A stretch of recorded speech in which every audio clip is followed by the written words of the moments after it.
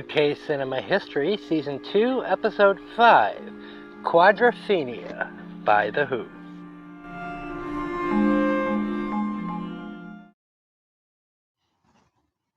And we're back on UK Cinema History. Hooray! We're doing Quadrophenia this time by The Who. And as usual, we're going to give about 15 minutes to kind of let people show up. There's Hi Bender, who I put into the co-host slot this week, just so that I wouldn't have to invite him to speak, because I'm lazy like that. Hi, you are a wonderful part of our panel, and we always love having you. Thank you. You could, thank you for modding me too. But yeah, so we only had 9 RSVPs for this, so I'm gonna say it's gonna be yet another small turnout. But I'm not discouraged. I'm gonna keep going. We had some good rooms in here, and we will again. I think it's just about timing. The right people seeing it and being interested in the film they're doing. That's all. Maybe if his room is mentioned enough times in rooms like Dawn's room, over time, attendance. Also, maybe I don't know. Maybe if you shift it up to 5 p.m. so that Dawn's room is over, instead of people having to leave in the middle. Look, we'll see. Maybe I'll pick a different day. I don't know. Maybe people will show up in half an hour. I After do want to Dawn's room keep is it over. before 4 p.m. just because if I could find a way to get some of the people from the UK I know, but they're not coming here, so, but they're not coming, so there's no I point. understand why you did that, But I would rather change to a different day, and have somebody like Leonard on this panel. Like we're gonna have Leonard next week for the Innocents, and that's great because we're actually gonna have somebody from well, half German, half Scottish, but at least living in the UK now. Is Leonard in the UK? Oh, is Leonard in the UK? Yeah, he's in Edinburgh, Scotland. That's where he goes to school. Oh no, you definitely no. Leonard's a huge factor. Yeah, we should and definitely want to accommodate Leonard. He's probably not going to be able to attend rooms that are at like 11 o'clock midnight, his time, yeah, but yeah, we're gonna wind up doing something, because I do want bigger rooms on the one hand, but on the other hand, like I said last week, if it's me and one other person talking about these movies, I'm still gonna hold these rooms, because it's not like I'm selling commercials or making a profit or anything. This is a hobby, Well, you can, you're not. I don't want to have a long discussion about this, but just briefly, this room can be whatever you want. So you can change the name of a house in 2 seconds to something that's more inviting to a broader audience. You can change the topic. It doesn't have to be on, you could just make it open to all films and pick films that will attract you. You have a lot of options. It's not binary. It's like I do this or I do nothing. You can always make adjustments, but let's see what happens today. Let's see if and Rolanda, thank you for being here. If you'd like to come up, please just raise your hand. Either way, we're grateful to have you here. And let's see, let's see who shows up today, because we plugged the room a few times, and let's see what happens. So in the meantime, is there anything we can talk about that will be of interest to to Rolanda and anyone else who might show up before we get started? Well, I did want to mention the Understanding Movies room we're doing over on our sister clubhouse. We're doing Anatomy of a Fall. That's Saturday at 1 p.m. That's in the Eastern Standard Time. I see Sila is here. I kind of knew Sila would show up for a rock opera. I had it in the back. I had it in the back of my head when I scheduled this. I kind of was putting questions that Sila might answer because I just kind of thought this might be a film he might be slightly interested in given this background. Good afternoon. Hi, good afternoon, Eric and Hi, Sila. Morlanda. Morlanda. Well, I'm here. I'm ready to listen to what you have to say or ask or whatever. We're gonna be singing the entire thing because it's a rock opera. So it's all good. I suggest I suggest you go very, very, very gentle with the terminology. Um, I like the idea, the concept of calling it an opera, but Yeah. it's a difficult terminology. Well, you know what? Well, you have to make a distinction between the album, which is a rock Correct. opera, Correct. and the movie, which is Which is a not, Correct. which is Correct. kitchen, very which is a straight up specifically not. kitchen sink drama.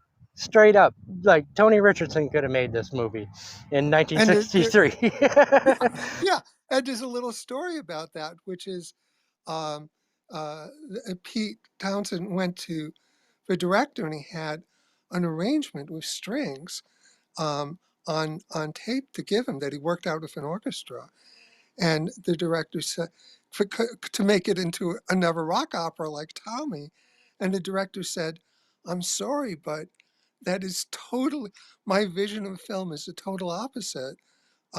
I feel that this film should be realistic. And so it can't have strings, it needs to have rock sounds. And also, I want to include music in addition to Who music. That's not just, it's not only the music from, in fact, he left out songs from the album. Um, and he included music from other bands. And uh, Pete, in his um, generosity of spirit, said, "Okay, you're the director," and he put the tape back in his pocket, and he never mentioned it again. So he put this work into his string arrangements, and then he just let it go. I said, it's your project. You do with what you want, and that's really admirable, to be able to put your ego away like that. And I think this is in England, not in America. This film is still worshipped to this day, and I think part of the reason why is because it's not another Tommy, and because it hits people the same way that the kitchen sink dramas do, and it evokes those films for those people. But and I've heard Pete Townsend tell that story, but Pete Townsend, to put it kindly, is a bit of unreliable narrator when it comes to his own life, shall we say. Um, Frank Rodham, who directed this, was hired as a documentary filmmaker, and he was hired because he was making a documentary about the mods and the rockers, and Pete Townsend, who production company uh, who created the production company, the Who Films, to make this film, saw the footage from that and said, "That's what I want the movie to look like." Gave him carte blanche. Thought this is Rodham's version of the story. Thought that because Tommy was such a big hit, it was going to become another Tommy anyway. Went and said, "Well, if that's the case, I want to have some control over the musical score." Went and did that, and was surprised to find that Rodham was sticking with this kind of semi-documentary status. Is the most believable version of that story I've heard of the several. Well, I watched the movie a couple of days ago for the first time. I knew about the movie, but I had not watched it until a couple of days ago. And then late last night, I was curious, and luckily I found it on Criterion.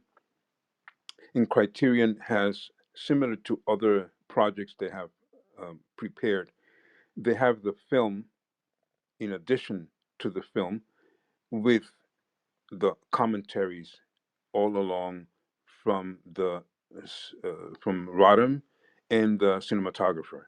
Both of them are making comments. Um, there are some there's some material that bothered me a little bit because I see the person Rodham. I'm not very sympathetic to the way he speaks, the things he says sometimes, but they were giving a lot of interesting information, and he was referring to the. I mean, maybe I'm saying too much at this point, but he was referring to No, the you're doing actually very, very well, Sila. Keep it up. the.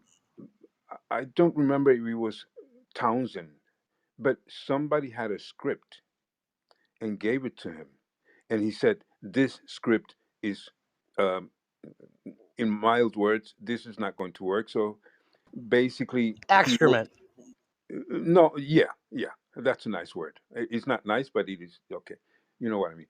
Um, he was working, especially because it was a low budget film, very low budget, and also because of the aspect of documentary, as you said. He was interested in working with um, n- not only people that were not famous as actors, but he wanted to do.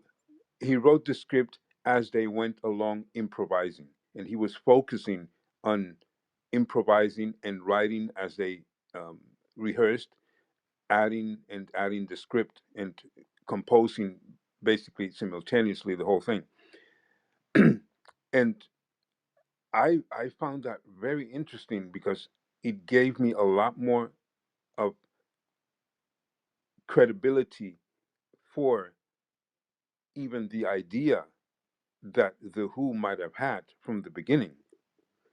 In terms of, for example, he says, Rodham says, I lived in those times when the mods and the rockers were with this dynamic, and then he goes on to explain how the the mods were for the most part from the left, but there were quite a few from the right, and when they split, then the ones from the right became the skinheads. I mean, it was very, very interesting to listen to what kind of detail the film has in reference to what the culture was in England at that time, or Great Britain. Very, very And interesting commentary. and quite honestly, if we had just a conversation about that one element of this film, I would consider this room a Yes, success because correct. that itself is just incredibly fascinating. He's talking about. The dynamic of, because the invention of the word teenager was only 5 years old when this film took place in 1963. The word teenager had been invented in 1958. Well, he's also talking about the difference between um, uh, revolution and there's something he was differentiating very clearly. Rebellion, Pardon? rebellion, revolution, and rebellion. I think that's it. I think that's what he was talking about, and he wanted to make clear that what was the dynamic that he says in England they are such a small country that they felt very tightly connected, and everything that happened was uh, dealing with everyone. So the mods being very working class people that were coming at in that period of suddenly for the first time, as he calls it, the young people had the ability to do things for themselves, including earning money, and they were creating their own society. For example, getting their suits custom made or bespoke. Um, that was part of their culture, and there's so many interesting points that are connected to the culture of the mods and the culture of England, and then the dynamic that was going on in the 60s, parallel to whatever was going outside of England or in connection with England. But basically, the people, not the politics, but basically what the people. And he says that's one of the reasons that perhaps this film is still likable or liked by the young British, because it very much speaks about the folk. Those they see themselves in these people. And when what was Ace Face, when Sting played that role, he had not even recorded yet. I mean, it was really unknown people, and a couple of them became famous. But it was a very. It sounds like it was a very interesting project with a lot of That the part vision. was originally supposed to go to Johnny Lydon, who was at the time Johnny Rotten of the Sex Pistols. The Ace Face part that Sting ended up playing. Interestingly enough, No, Johnny Rotten was going to play the lead. He was going to play Jimmy.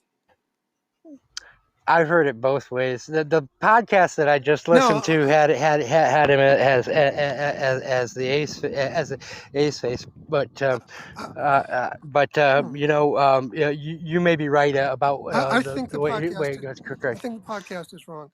The so they screen tested Johnny Rotten, and he was good. And then the the distributors said, we've seen this guy like puke on stage and stuff, and we are not we're not going to insure the film, because if he's going to be the lead, we're not going to insure the film, because we are not confident that a guy like him can be depended on to show up for like a 60-day shoot every day on time and not make the film go over budget or like bail in the middle of a film. We just don't have confidence in him being reliable. So if he's the lead, we're gone. So the director had no choice but to find somebody else to play Jimmy. Well, I That think Phil that Daniels was perfect for that role, so it yeah, worked out great. that's the information I have from Rodham, that the insurance company said we're not supporting that. We cannot accept that. I did want to welcome Deanne. Am I pronouncing that correctly, to the stage? Hi, Eric. Yes, it's me, Ani. How are you Excellent. today? Have you seen Quadrophenia, or are you familiar with the rock opera? No, not at all. I was able to chime in because I saw you on I have my bell on for you. You're so fascinating. I've just gotten to follow you, and so thank you. No, I have not, Oh, that's the but I would nicest. love to. You can't see it because we're on Clubhouse, but I'm blushing right now. Thank you very much. Um, well, I'm going to start with what Sila had said about this kind of about the idea of mods, as a movement and as a youth movement, because of course they weren't the first youth movement in England. That's something that's always been. But this idea that they had a generation that had expendable income, that could afford to actually become part of the consumer market. The mods really were an important part of what became kind of youth culture. Now, we saw last week when we were talking about angry young man films and The Entertainer, we saw the mention of the Teddy Boys, which was kind of the precursors to the mods.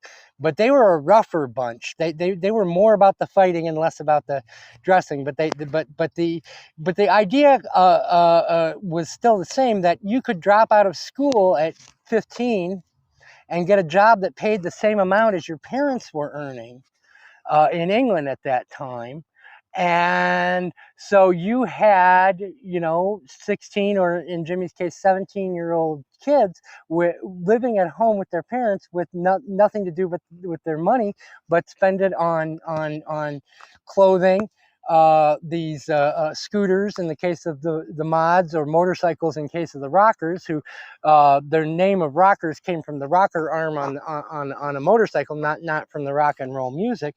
And that you actually had a generation that could afford to kind of express themselves in this way.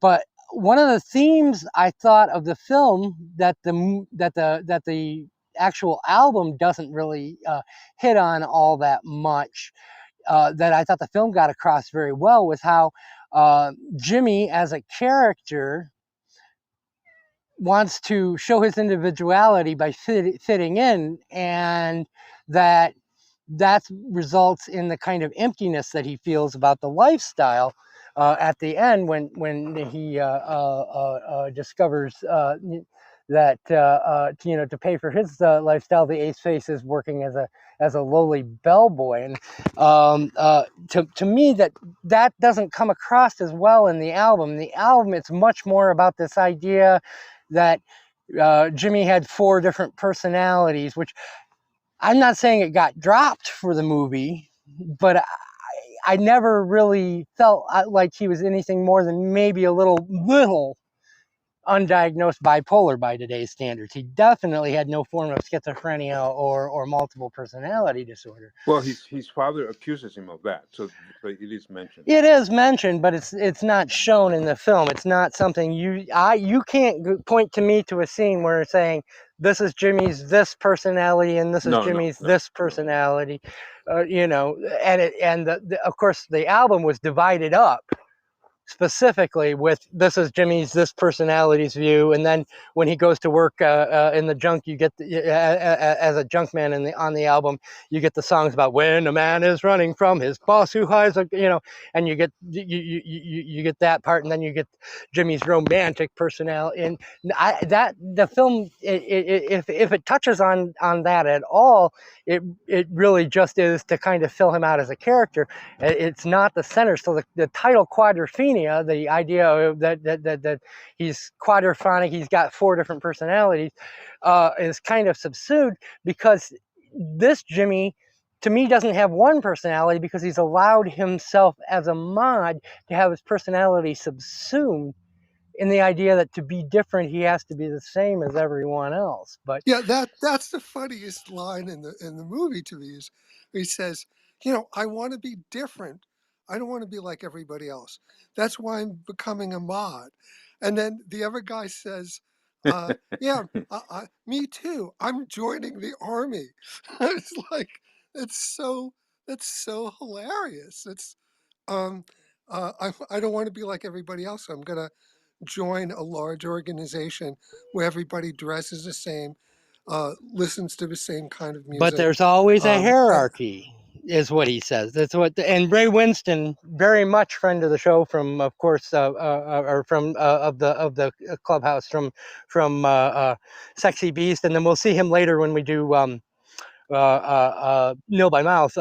Great British actor, not very well known here in the United States. He was Mr. French in The Departed, plays that part. But he says there's always a hierarchy right after that.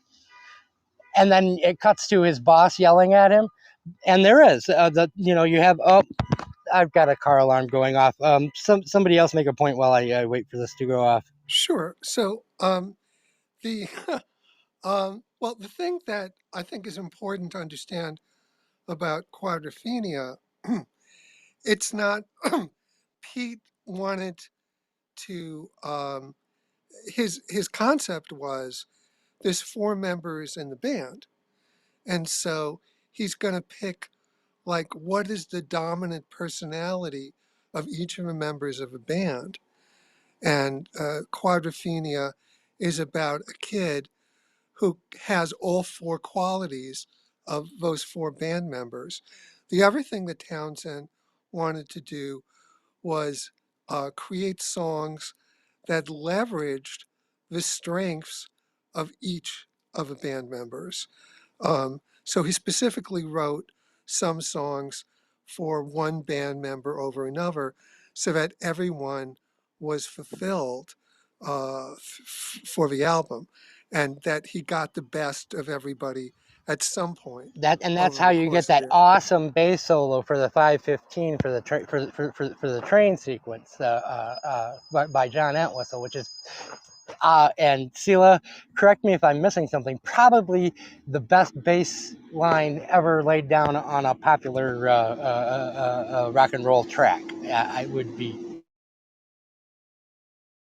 Well, I don't know if it answers your question, but I find The Who to be one of the most bombastically intelligent and energetic, and uh, I think they did very, very good music.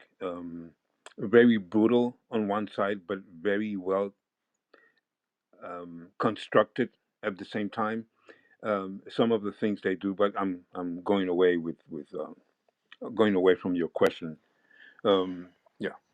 Well, I actually was just kind of wanted to dig into what Hai was saying about Townshend's concept, and because while it takes maybe a backseat to the kitchen sink drama in this, I think this film is forgettable without that musical soundtrack and without being based on on that rock opera.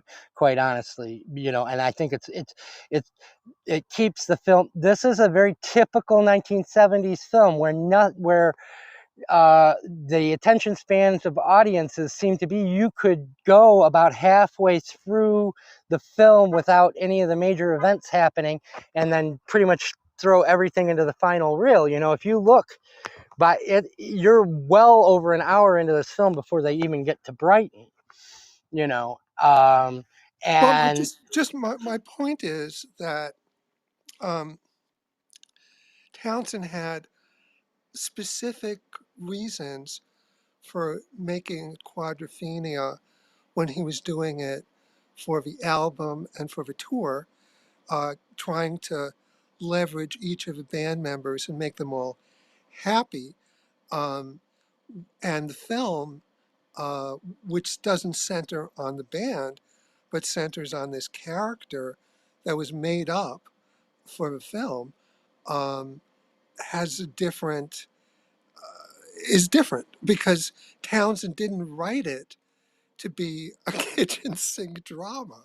So there's going to be somewhat of a disconnect between the album and the movie because they're the reasons that Townsend had for doing the album the way he did don't directly apply to the they aren't film. cinematic. Well, and Yeah, they're not about one kid going, who. So it's just, it's there is something of a disconnect, um, but and it's understandable, given the if you understand the what went into the origin of the album, versus what the filmmaker decided to do with the film, but that doesn't mean. Um, it's not a criticism, it's just an Yeah, observation not that better or one thing, worse, just different. yeah, it's different than if Townsend had said, I'm going to write uh, um, a score for this film specifically with this character and with this script. That would be a different movie. So this is like the joining of two things that are similar, but not Well, exactly aligned. now, Townsend did write the short story that was on the album sleeve that the film is based on, and all of the events in the film, pretty much, except for the burglary to get the blues, to take place in that little short story that he writes. So Townsend did write, but he wrote that in 1968. He said originally had written that story and was still under the influence of the kitchen Alfie was the film that he had mentioned, but that type of that type of film when he wrote that story. So by 1979 comes around, and he's of course had a big hit movie with Tommy, he probably had a different conception than he did when Well, he wrote that story. well, as Hai says, I need to underline how, in terms of art form, in terms of personal intention with a story, if you want to refer to the story, and in terms of the whole concept of what was going on, we're dealing with on one hand, the what Townsend envisioned when he wrote that story in 58, which means we're talking about him writing a story about a dynamic of the mods, for example, which Rodham is developing in the film from the future. But when we go by the film, Townsend is actually writing about it or including it from the past, from the before it happened. And No, it's 68. It was after. okay, because he mods said was 63. But so this was 5 years after. But it was before he'd had the huge hit with Tommy. It was, okay, before he'd had. So, but the Who still, was the mods' go-to band in London. Their audience was almost exclusively made up of mods. Now, and they had actually changed their name to the High Numbers because there was a fashion of mods wearing bowling shoes, and the numbers that your shoe size was on the back of the back of your bowling shoes, and that was why the Who was called the High Numbers when they released their first two yeah. But singles. what I meant, And what I meant to say is that it's not a problem. I'm not talking about. I'm not criticizing. I'm just seeing the same situation that High is talking about, because on one hand we have the concept of an opera. If it works or not, that's a different thing. If I accept it as opera or not, that's another thing. That's irrelevant. But Pete Townsend wanted an opera. He had that idea. Then we have this person who wants to make a film out of it, or he's asked to make a film out of it. And then the third aspect or level is he's actually envisioning a documentary, which is a very different thing to making a a a version or interpretation of a rock opera.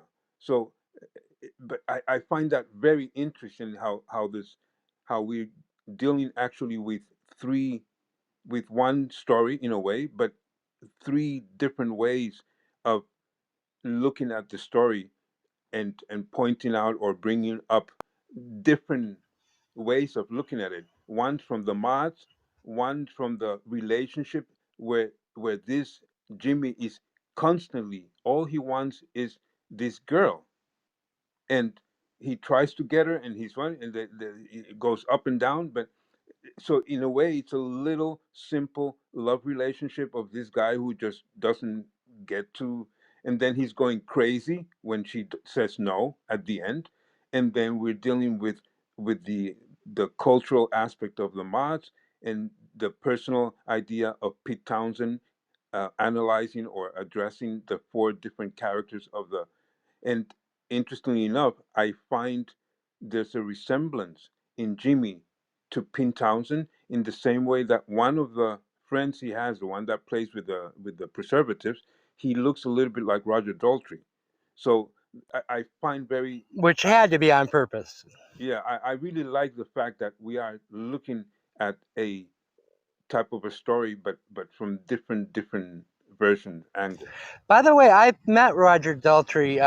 When I was working at the newspaper, he had come for a child cancer charity event that the newspaper did, and he comes up to the middle of my chest. He is literally like 8 inches shorter than I am. I'm like 6'2". He is a tiny. Roger Daltrey is a tiny, tiny, He tiny. looks very tall. He He's always a looks tall. tiny, tiny, tiny little man in real life. Just That's absolutely itsy interesting. bitsy. I know it shocked me. Yeah. I always thought Roger Daltrey was the short one. Yeah. No, Roger Daltrey is. Yeah. No, Pete Townsend's 6'1", I think, 6'2", probably close to my height. Which they kind of show that because Phil Daniels is much taller than whoever the blonde kid was. So they show that dynamic. But yeah, you're right. That has to be on purpose. But this film gets compared to Tommy quite a bit, and I think it's an apples and oranges situation because the two things Yes. are absolutely unlike. But this film, with Tommy, fits into a very, very British tradition of what is called straight camp. That is to say, in England they differentiate between homosexual camp and straight camp, and Tommy fits into that tradition very, very well. I think this fits into an English literary and film and definitely stage tradition of the reinterpretation through different modes. And we talked about this, you'll remember, Sila, when we were talking about the King Lear that Peter Brook made, where he was taking Shakespeare's play, and he had rewritten it as if it were an absurdist drama uh, via something like Endgame or someone like Beckett or Tom Stoppard, and then he filmed it as if he was a Scandinavian filmmaker like Ingmar Bergman, focusing on faces, using the same type of very bare bones sets. And so you had the three merging and creating a separate work of art in itself. And I think this film does that as well by taking the kind of kitchen sink dynamic, taking Pete Townshend's rock opera, and then also creating a kind of what's the current phrase that they use? But the adolescent angst story that's as old as time, that they've been making as long as they've been making films, plays. I Coming think of age? Coming of age, there you go, coming of age story. It goes all the way back, I think, to Aristophanes' The Clouds, and probably, and he might have been considered imitating somebody else, and merging those and creating a separate. Now, whether the work of art works for you or not is up to your judgment. But I think it's a richer piece because it has all these elements in it than something like a Tommy, which was just a kind of straightforward film each segment of the album, and then put them together in a way that kind of makes a story. Yeah, I would never compare. Personally, I would not compare the two. The storyline in Tommy, to me, is very, very, very clearly about the difficult world of one individual, independent of which problem or limitations he had, and for me, Quadrophenia, even though, as High says, Pete Townsend might be dealing with a very personal interest of his, namely to show what is the essence of each of the members of my group. It becomes, as a film, becomes for me, for the most part, a social study of the 1960s of this group in England. That very, very, very different. Um, and I would say in the opera sector, Tommy, to me, is much, much closer to being eventually an opera idea than Quadrophenia. Just to be clear, it's not just that he was trying to bring out the best of his group. It's that he was trying to keep a group together because they all had very strong personalities and they had I clashes. see. I see. And so he was trying to write something where each of them would feel fulfilled, where they would feel, oh, I'm being acknowledged, my talents are being leveraged to the max, and so I'm going to stay in the group instead of leave. No, I So, find that is a very, very important point. Yeah. Hey, I want to take a sec to welcome Wizard to the stage. Wizard, as someone who actually lives in the United Kingdom, what does the word quadrophenia mean to you? That's a good question. I don't actually know the word. I've heard the word, but not in the dictionary. Yeah, But it's a made-up word. That's why.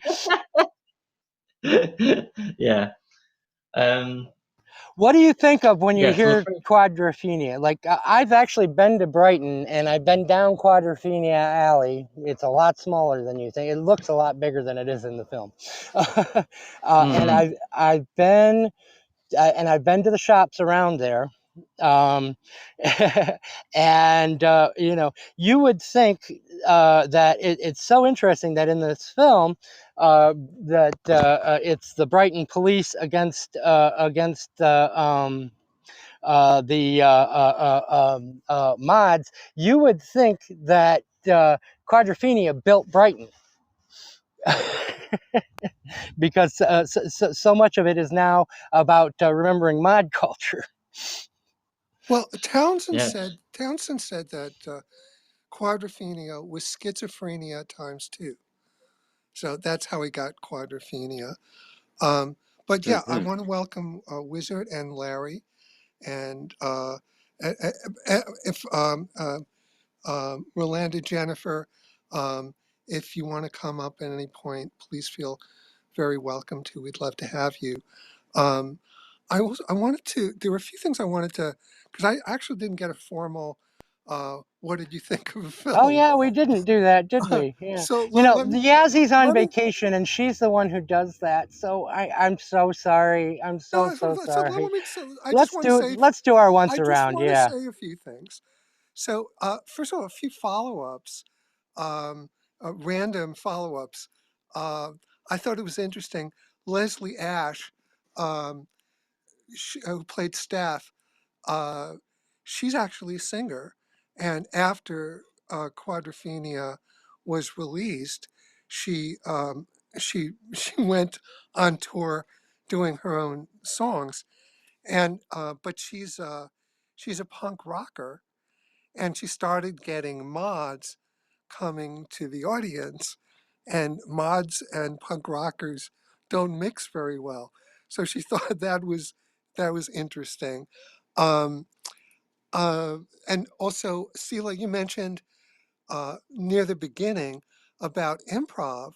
I wanted to mention that one of my favorite scenes in the film is when Jimmy, towards the end, Jimmy's scooter gets crashed into, and and he just like explodes with Yeah, rage and yeah. frustration. That entire scene is improvised.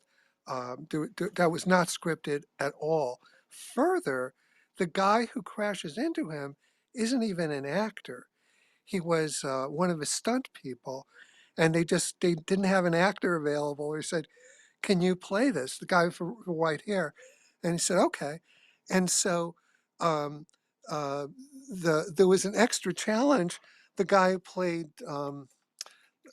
the Phil Daniels, who played Jimmy.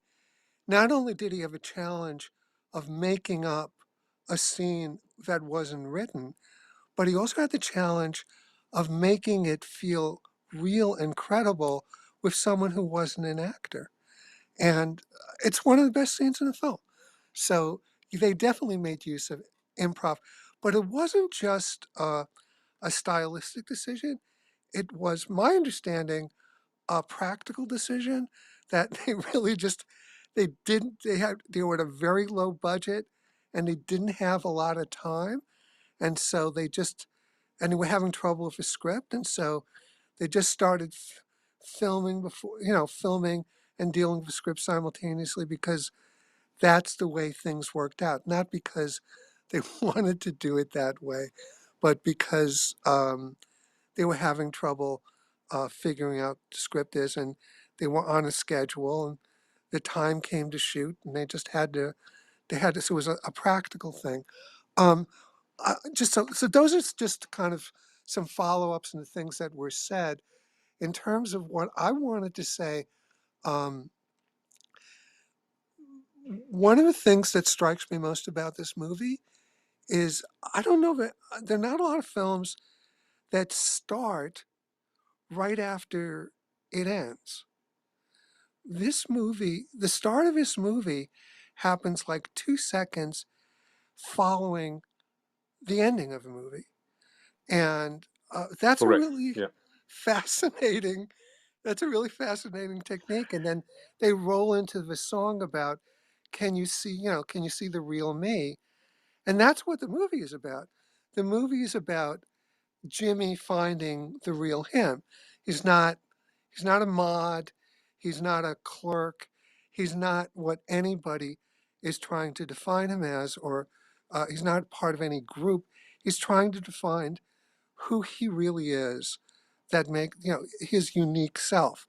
And it's so at the end, because the ending is ambiguous, it's it could be interpreted as he killed himself, or it could be interpreted as his prized possession, the thing he wanted most, was to have was a scooter. That was his identity.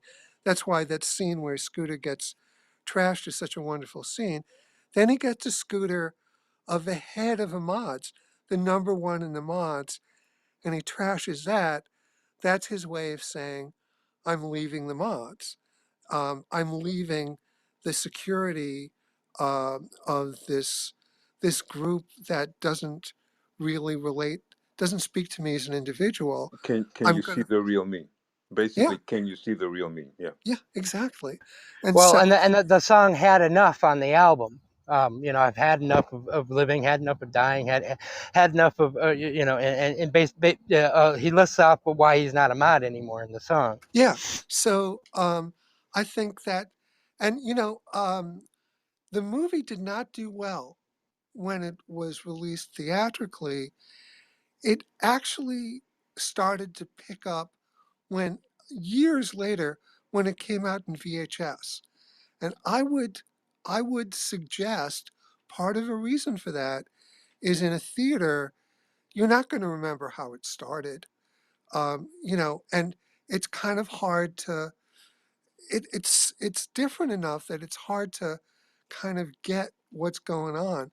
But if you have it on tape, you can watch the ending, then go back to the beginning, and it's more coherent that way. And you also feel a lot more confident that, in fact, he did not kill himself, that he actually became a man, that his coming to age journey was successful, and now he's going to go and really find the real him, which is obviously a much more positive message that he committed suicide. And I think, that really makes a huge difference in terms of audience acceptance, uh, whether there's an emotional payoff at the end. And I think if you have it on tape and you can watch the end and go back to the beginning, and you can understand that's really what the film is Well, saying. That, and that the opening ties into Tommy, because of course the ending of Tommy is that picture of Tommy silhouetted against the sunrise, and of course the opening is almost exactly the same framing, except it's Jimmy and the being framed by silhouetted by the sunset, and so he's thematically saying, that the two are tied together as Who films as well. So the opening is important in a lot of ways. okay, I didn't know that. That's good to know too.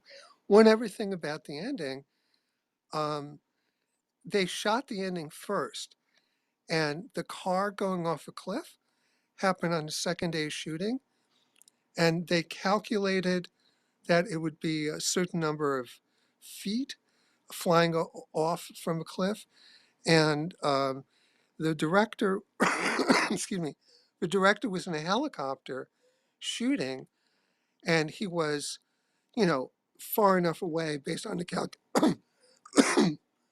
excuse me, based on the calculations. So they miscalculated, and the car shot much further than they Yeah, the scooter expected. weighed 82 pounds less than they had actually calculated for. And so it came within 10 feet of crashing into the helicopter and killing the director on the second day of shooting. And this would have been another John Landis Twilight Zone instead of we would have been discussing it today. But I did want Yeah. to move. I did want to move on No, that's all I to wanted to say.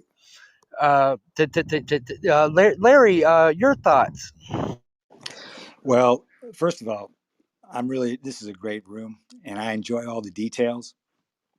And the two details that I remember is when I bought that vinyl album, which I still have, I was playing it and friends that I had over were like, this is the Who?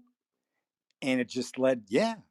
And then when the movie came out, they were all saying, where's the Who?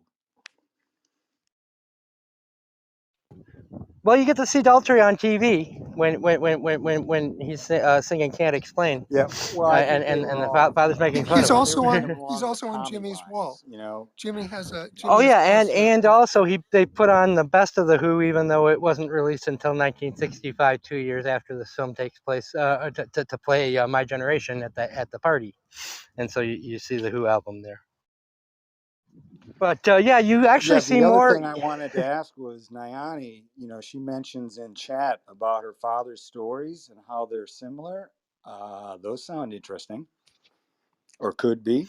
Yeah, was your father a mod in Liverpool, Niani, or was he a rocker? Yeah. Well, he was a beatnik, and I imagine he is a failing Leninist. I tell you that.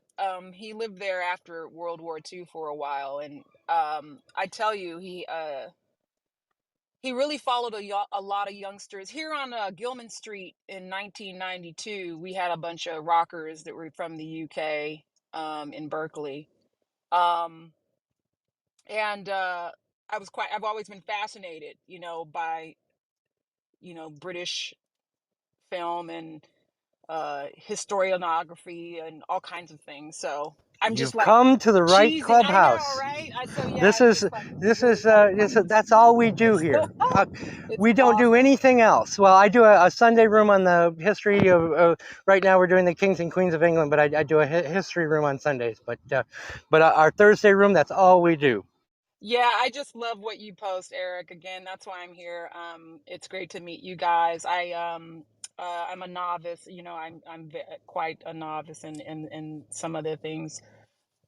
I'm a great listener. My parents were just amazing people, in that they were from two different places, and my mother traveled Europe as a young girl, um, in the 50s, and then my father traveled in Europe in the 40s, and they're quite an age difference, like 19 years. So I have these different stories, listening to both of them, and from different eras. And so when I hear that, and then I hear you guys speak and other people talk about film and movies, it reminds me of home, and I just thank you for allowing me to be on your stage, and I embrace you Well, 100%. you are always welcome here.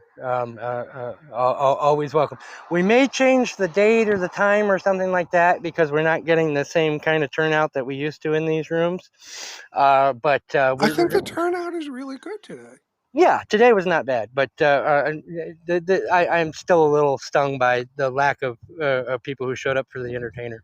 But I take things personally. Anyway, but but we're always going to be here, one day a week. Larry, I wanted to kind of get back to you because you mentioned where's the Who. There are a lot of things about this film the first time that I saw it that I just was like, because I had kind of, and I think I was 12 the first time I saw it, and of course I was thinking I was going to go I was going to see another Tommy, only with mods and rockers dancing and stuff, and so when I got this kind of gritty uh, um, English kitchen sink drama thing, I thought maybe for about until I'm One played and I recognized the song I'm One, I thought maybe I was watching the wrong movie. Yeah, I totally agree. It was sort of brings me back to like the Rocky Horror Picture Show. You go there and you're like, wait a minute, what's going on?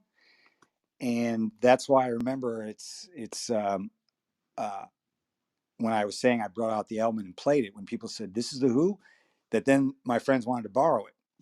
I happened to be a newspaper boy at the time, so I could afford the albums in our neighborhood, and it was hard getting that darn thing back. now, of course, we can get it all over the place. But it's making me, and I'm glad you invited me to the room, by the way, when you said this earlier this week, because now I'm looking for this DVD because, like said in the chat, I need by Wizard is I need to watch this film again because it's great.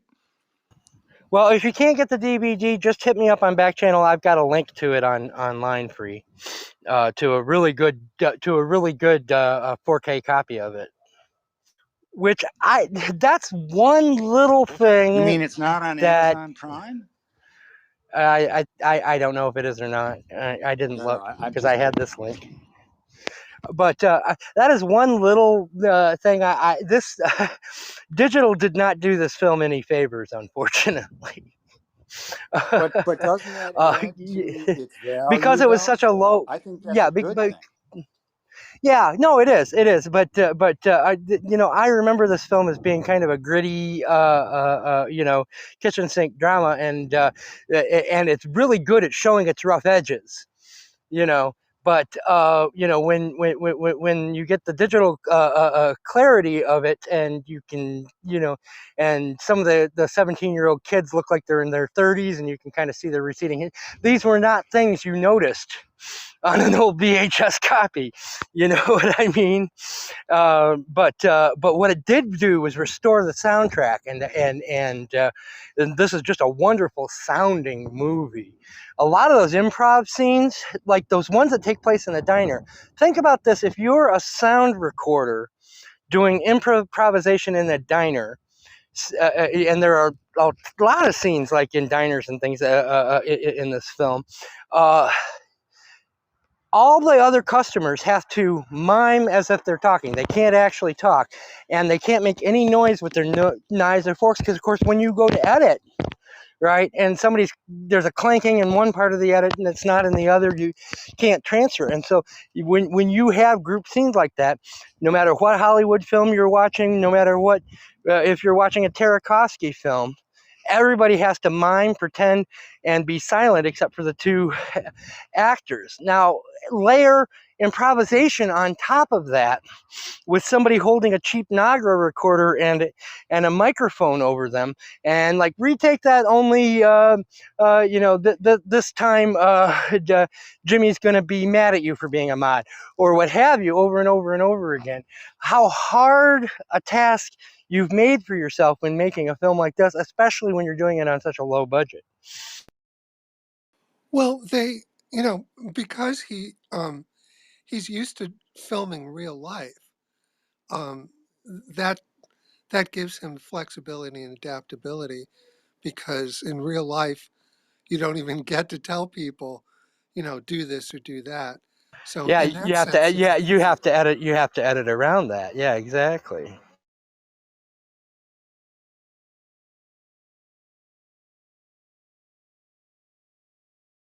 But one other thing I was going to add is, now I was only in at the time it was grade school.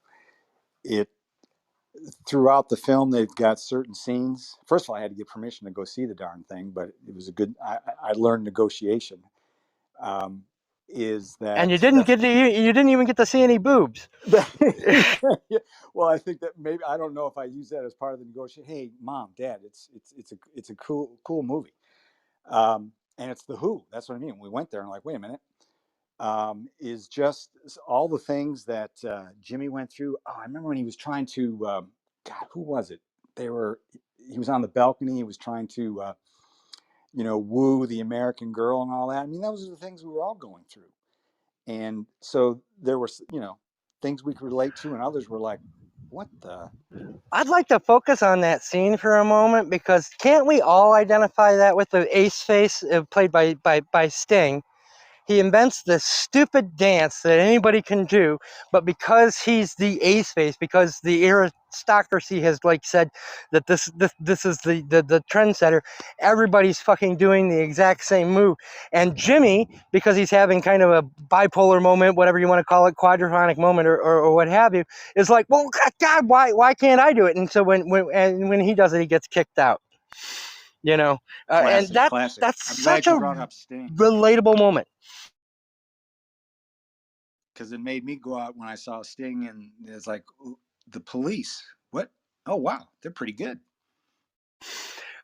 Although I will say that that leather jacket that Sting wears is from 1979, not a mod jacket. He would have been wearing something suede, not a black leather jacket that goes down to your ankles like that. So, you know, there were a few, and you know, there were a few of those. But I always say if it works to the universe of the movie, that is to say, if I'm buying into it, I don't care about those things. The only time I'm going to pick a movie apart for that is because for some other reason I'm not buying into the world of the film, if that makes any sense. No, I agree. I mean, buying into things, it's like, I remember thinking like, scooters, what the heck is the deal with scooters? Because, you know, in the States, we're all into bikes. And it was another interesting aspect to see how it all played out and who was who and what was what.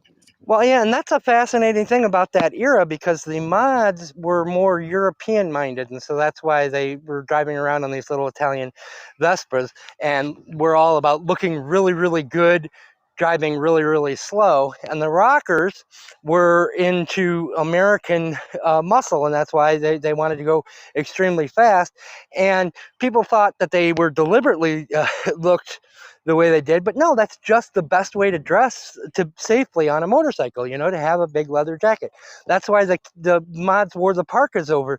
That was, you know, that was their padding. If you fall off your scooter, you needed padding, plus you didn't want your nice suit getting dirty, you know. There was a practical element to it, which then became fashion. And then once it became fashion, it was no longer cool anymore. The irony of that. Because of course, if everybody's doing it, then you're not unique by doing it, which is the problem that Jimmy faces at the end. A lot of truisms, even that work today, or we see and experience today.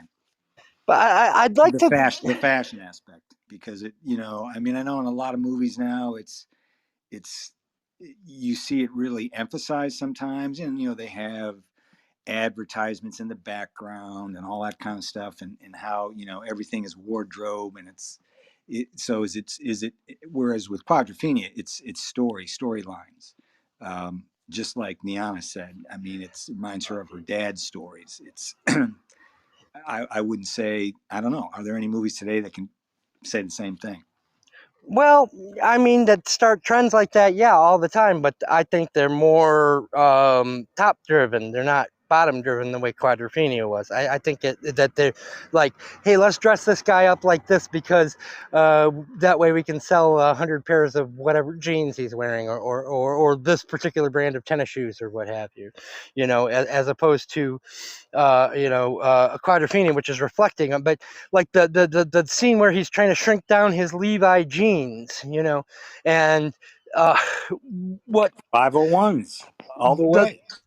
the fact of the matter is that was a new thing to kids in England. They had never had what they called dungarees in England. When Levi's came in the 60s, it absolutely changed fashion forever. This idea that you had a pair of pants you could wear out to the pub and also get away with wearing at work was just like that you would have thought that they'd gone to the moon. I love how you bring up the jeans thing. Later in life, when I was in college, I was given the ability to go visit London. That's where we first landed in Europe, and come back to London. And I brought plenty of extra pairs of Levi's to pay for the bar tabs.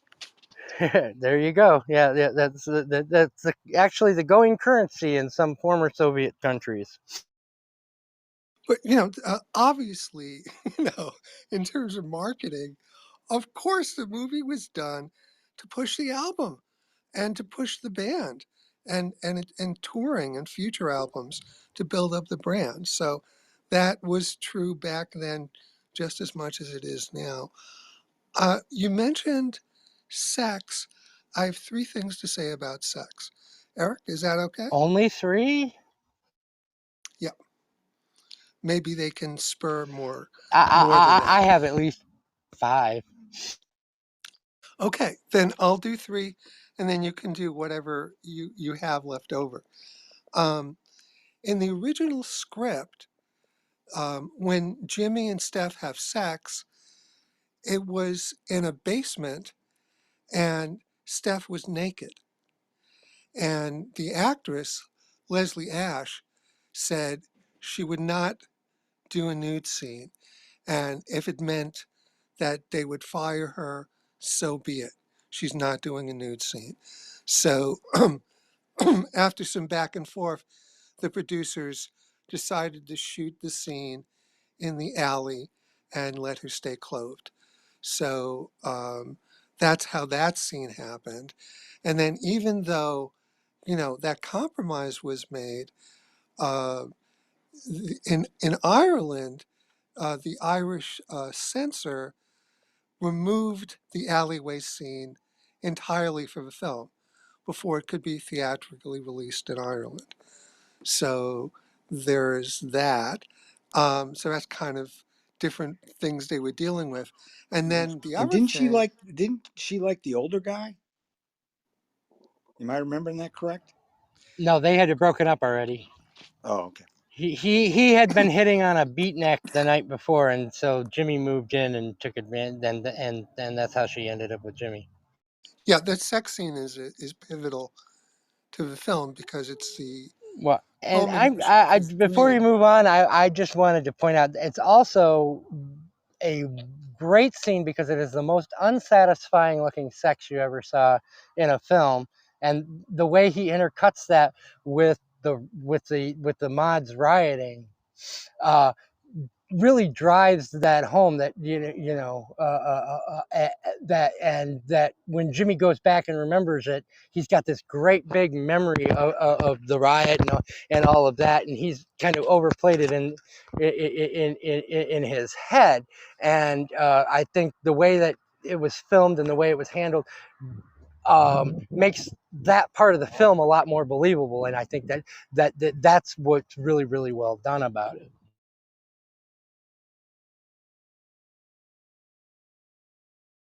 Anyway, your next that was the first of three.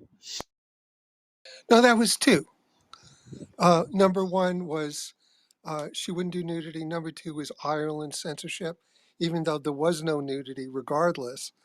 Um, Number three is um, probably the worst thing about the film, the most infamous little factoid about the film is, well, first of all, it's overwhelmingly white. There's not a lot of diversity. The one noticeable black actor, um, Trevor Laird, played Ferdy. He was supposed to be in a party scene kissing and having sex with a white girl, but then associate producer John Peverall was concerned that that would create problems with distributors in South Africa and in the US in the South. And so they cut that. And there was a discussion among the cast members about going on strike as a result of that decision, but they ended up not doing that. But that was the one really controversial thing And that ironically, the happened film there. didn't do well in the United States anyway. So Well, it didn't do well anywhere initially, but ultimately, like I said, when it came out in VHS, then it, uh, it became uh, it became a success. But it did better in the U.S. than it did in the U.K. I think. Um, I would like to follow up on your "It's a very white film" that element of it, and we are going to deal with a few films involving people of color from that period of the 1960s. But it is important to note that the Windrush ship from Jamaica was only in 1948, and that the actual black youth culture that we think of was actually the children of the Windrush immigrants. And so quite honestly, it wasn't the Windrush the Windrush people just came here. They wanted a job and just to fit in. They weren't running around dressing like mods and what have you. And so it really wasn't until about the time of Blow Up and Alfie and what have that you had a black youth culture in England. Because up until Windrush, they're just the empire hadn't disintegrated to the point where you actually had enough cultural diversity to have that sort of thing. But where I have a problem with the film, as far as showing mod culture, is that Ray Davies and the Kinks and the Who were an important part of mod culture, but the majority of mods were listening to Black American musicians, and that part is not shown in the film. The majority of mod culture was sitting around listening to, these obscure to us, that are actually household names over in England. Guys like Moses Gannon and fellas like that. That was the mod culture. It was all about importing that. They were listening to these jazz-based, gospel-based, blues-based musicians, and bands like the Who, bands like the Beatles, bands like the Rolling Stones were adapting that music and then re-importing it into the United States. And like I say, David Bowie was a mod, just as an example. And that's where he got his sound from, was this mishmash of what became known as ska from the Windrush people, and these rather obscure to American but very popular in England among that particular culture blues musicians. And you don't see any of that in the film because, of course, that's not who they're selling the film to. They're selling the film to the sentimental guy who remembers his first Stones album, his first Who album, his first Ray Davies and the Kinks album. So you're saying, in the context of when the movie was made and who it was made for, that London, Britain, was more progressive? God, I don't want to say in the whole race thing, but how about tolerant? Tolerant, okay. I think tolerance a fine word. Progressive makes it sound like a qualitative judgment. I don't think but yeah. Yeah, I'll yes. take the progressive comment back, because that's just in our lingo. Yeah, it means something different now than it did. Please, can you rewind the replay on that, on what I said? We're going to use the zapper from Men in Black, but no. I wouldn't say tolerant. They had a tolerant in 1963. They had a tolerant culture. But if you look at another film about mod culture, Absolute Beginners, which makes a point of integrating people of color into the film, you'll actually see that what you really have is black actors playing roles played for written for white people, because they were very tolerant in terms of the style of music they were listening to, maybe because they considered that kind of part of their rebellion. But I'm gonna go out on a limb and say, when you look at the riots and things that took place in the 1960s, when these kids grow up to become swinging London against people of color, I don't think they were that tolerant in their daily lives, as a group en masse. And Sila made a very good point that half of these mods would be the skinheads of the next generation. They would grow up, shave their heads, start wearing Dr. Martin boots, and talking about, well, Hitler wasn't such a bad guy afterwards. which you said that was from the DVD commentary, Sila? That was a conversation with Rodam, pointing out to the fact that when the mods split, the ones that had tended to go to the right wing side, that's what they became. They became the skinheads. But it is very interesting that they spent their youth listening to black American culture and couldn't differentiate that between that and the black person living next to them in Birmingham. Yeah, that's interesting because the rockers were listening, as far as I recall, they were listening to American rock, while the mods were listening to British rock and blues and jazz. So it was very, very selective. Yes, and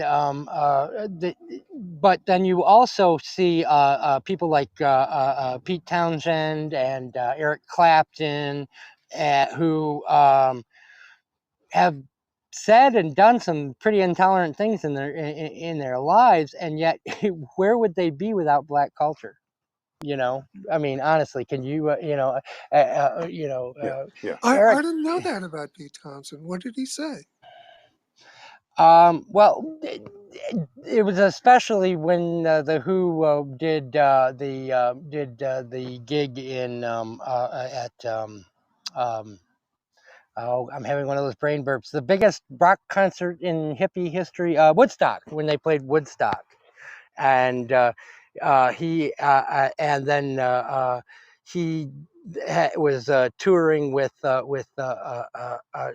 Jimi Hendrix, and he was just very disparaging of the fact that he had to play in front of these black audiences, and he did not come out very well out of that. But then I think I think a problem with Pete Townsend is he's one of these guys who just, if he thinks it, he says it, and he says a lot of very problematic things. I want to welcome Shanine to the stage. Nice to see you. I see it's your first time here at UK Cinema History, and welcome. How did you find us? Oh, just looking in the new hallway global button. Ah, it's working. Hi. Excellent. We've been spreading the word about the hallway local button to anyone who will listen. Are you familiar with Quadrophenia, either the film or the Who album? Both, yeah. I'm a Who fan, and I was just I'm 58. I was explaining to my teenage kids how there used to be rock operas. Tommy, Quadrophenia, Prince, Purple Rain, all that stuff, and then Streets of Fire, which is a rock fable, and we don't see those really anymore. Yeah, and for Sila's sake, we're not going to debate the definition of rock opera. I've always said that the rock opera was Tommy and Jesus Christ Superstar, full stop, and everything after that was a concept album. That's What how I about define Hair? it.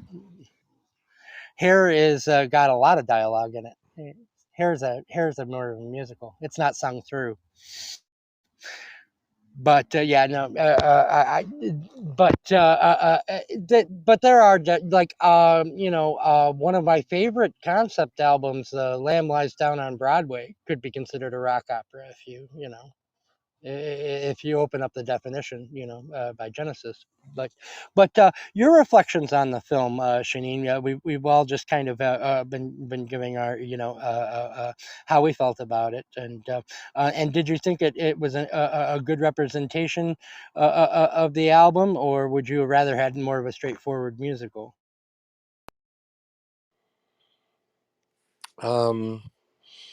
No, I don't think I'd want a straightforward musical, but it wasn't that good of a representation of the album. I mean, the whole, nowadays that guy would have been called an incel, right? Involuntary celibate, and that whole problem of the toxic masculinity. And I clocked that even when I was, 16 years old. Like, that guy was a little bit of a whiner, just like we saw with with the Star Wars and Anakin Skywalker. I was like, why would But why would that guy be a hero, even if an anti-hero? But if anything, that is an element that the film softened from the character of Jimmy in the album. You know, in the album, you know, he's got the Dr. Jimmy. Who is she? I'll rape it. What is it? I'll take it. And you know, I mean, he's got kind of almost an aggressive which is supposed to be, you know, Keith Moon's personality. You know, if anything, that's actually softened somewhat for the film. There's, for me, very clear that I think to us all, it's very clear that this film in particularly has some type, just to say it mildly, some type of connection with the idea of the album. But as I said earlier, I think for me at least, I need, because of many aspects, I need to see it separate. I need to see a connection in terms of the story, but in terms of the dramatization, in terms of the focus on the mods, in terms of um, the the film artistry, when Rodman talks about how he was doing a lot of one long shootings, just going through the room. For example, when they're coming into the house for that party, and Jimmy puts a cigarette on the sculpture, a lot of that is just one take. It's just going so, and I think it's very difficult for me to connect the two on more levels than just the name and some of the music. By the way, I think you mentioned that before, Eric. For me, the music in the film is not in the foreground. First of all, not all music is from them, and second of all, I think Rodman does a very good job, for my taste, of not pushing the opera idea and not pushing the rock music You don't idea actually get on your any face. whole songs. Is He doesn't very play. much in background, is very punctual in certain moments, um, to paint or to support a certain scene. But generally speaking, I find the film delivers only about 30% at the most of music, most except for the time, of course, they're when they're dancing, but there's supposed to be music. But as a background painting or background influence or support of what we're looking at, I find that he did very well with keeping the music low. And I wanted to add not a sexual note to it, but a sensual note to it. Rodman says that he wanted to do something different on many levels, including not using naked women, which is the reason he used naked men. And that's a great scene, I think, where Yes, they're yes. because they're naked because you can't tell that one is a rocker and one is a mod. You know that Phil Daniels and Ray Winston, and then and when you do see them in their uniforms, so to speak, you know, it's as big a surprise to them as it is to you. Well, You know, and it's a subtle. I think it's a subtle way of getting the film's point across it without beating you over the head with it. also, that is, and I that's why I like to separate the film from the music. Rodman did a lot of work, not necessarily research, because he lived those times before he made the film. He did a lot of cultural references, and that is one of them. That I believe is called slipper baths, and those were in those days because not everybody had the money to have Not a in those days. You can bathtub. still go. You can get one in London right now. No, they don't exist anymore. These bathtubs were there in the way we saw them. They were destroyed after that. They don't, as far as I know, they don't exist anymore. There's one But in you Sexy were paid. Beast that in You the on the other side of the spa in the movie you Sexy were Beast. you were paying a minimal amount after work to go in and relax and get cleaned before you went out to party. And so that's a very cultural aspect that he put into the film when these two people who know themselves from before meet because the one is bothering the other one without knowing who the other one was. And I still think it's a great idea. I Oh would yeah, have yeah. loved to have that when I was that when I was at the a young and partying fella, to be able to take a shower before I went out when I left work, before I went out to the pubs, you know. But But Rodman refers to his intention of showing sexuality because we see very clearly, even though they're immersed in the water, you see very clearly everything. So that was intentional of his to put it in the yeah, men figures and not to the women. revert to reverse it to revert you came to see tits. Guess what? You got to look at dicks instead. Yes, Also, yeah. also another point. Sorry, sorry, 13-year-old Eric. Also another point. I think Hai spoke about the girl who plays Leslie. I think is her name. That she was a musician. Actually, I found out later on that the other girl, the shorter girl with short hair, that's making out with Jim for a short time until he decides to, get jealous.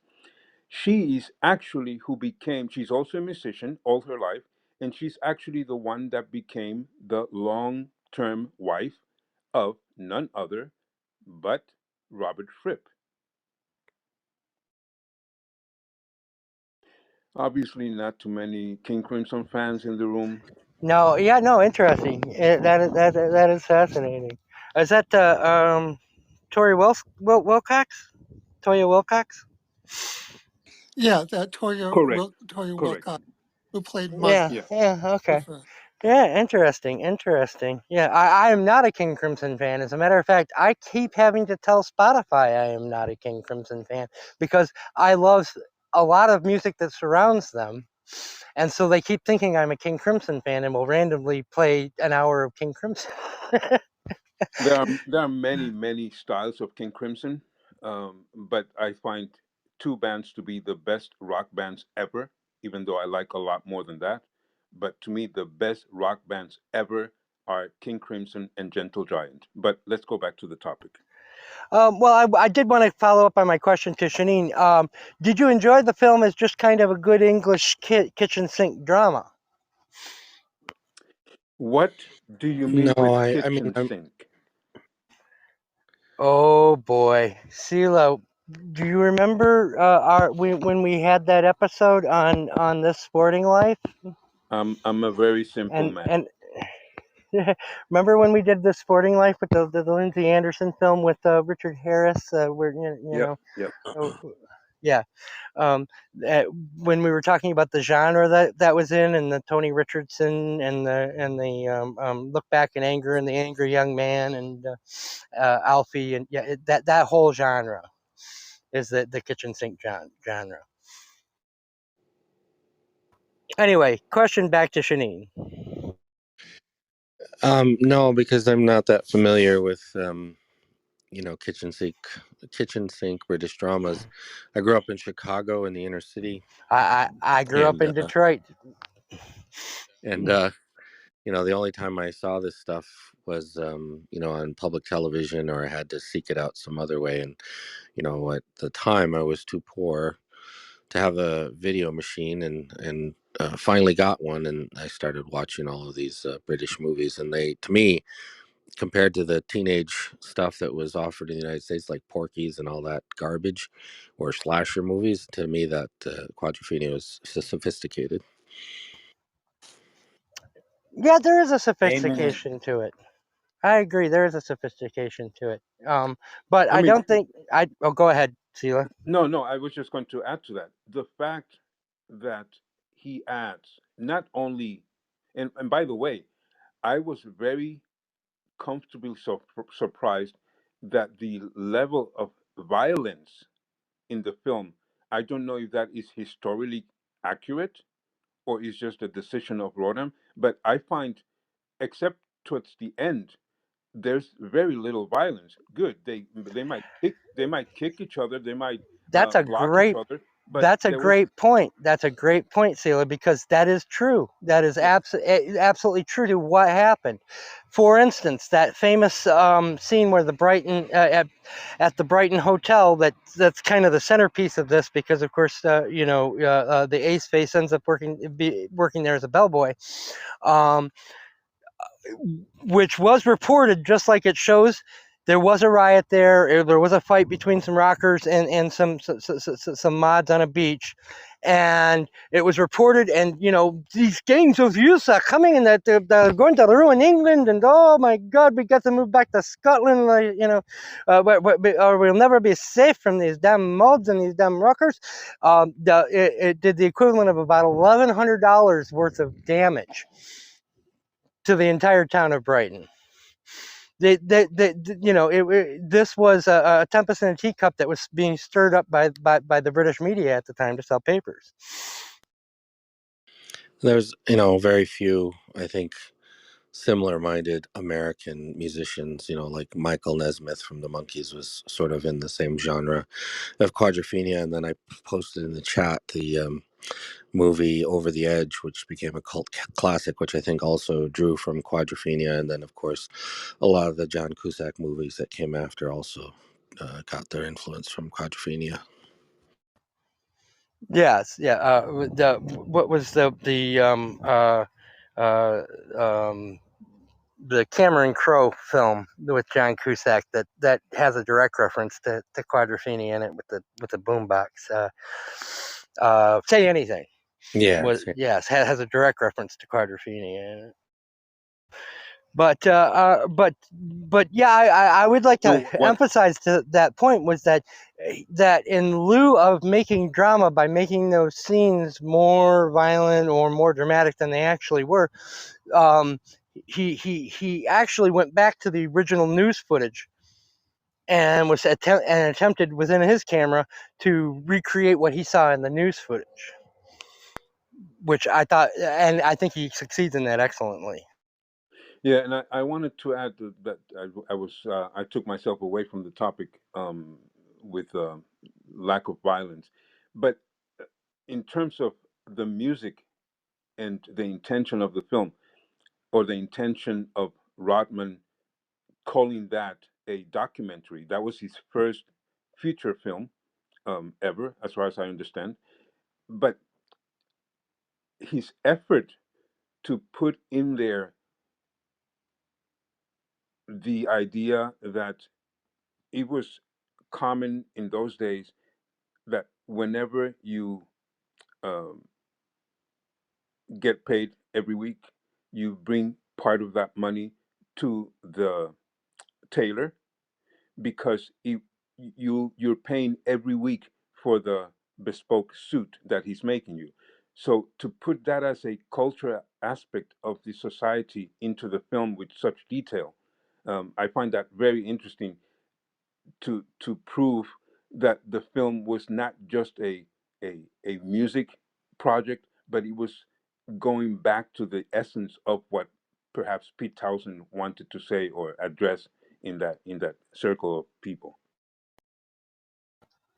Yeah, and that is a great that is a great bit. I'll give you a story from someone who was actually there. My father was going to, he was in Oxford at the time, but he was going to college during the mod movement, and his roommate was a big fellow who played for the rugby team, and had one of those up north accents, and was just very gruff and only said 3 words. And my father said, but he had these 3 suits, and he was constantly sewing, because he was trying to he would take his suits and say the fashion would change and the sleeves go shorter. So he would sew and so you had this big rugby player who was obsessed with keeping his suits in style to the point where he was sewing. And he and my father were and looking for used clothing when they did a day trip one day to London, and they found a perfect suit for him, but the pants were too long, and the shop lady said, oh well, we'll try, and this big fellow said, no, I'm just going to take him up. No worries about it, and they bought the pants, and the shop lady just kind of was shocked look, because of course this big rugby player is talking about doing his own tailoring. So yeah, I love that. The question I would have is then, knowing that there's a big brotherhood tradition behind rugby, is there a tendency in rugby players to be rockers or mods?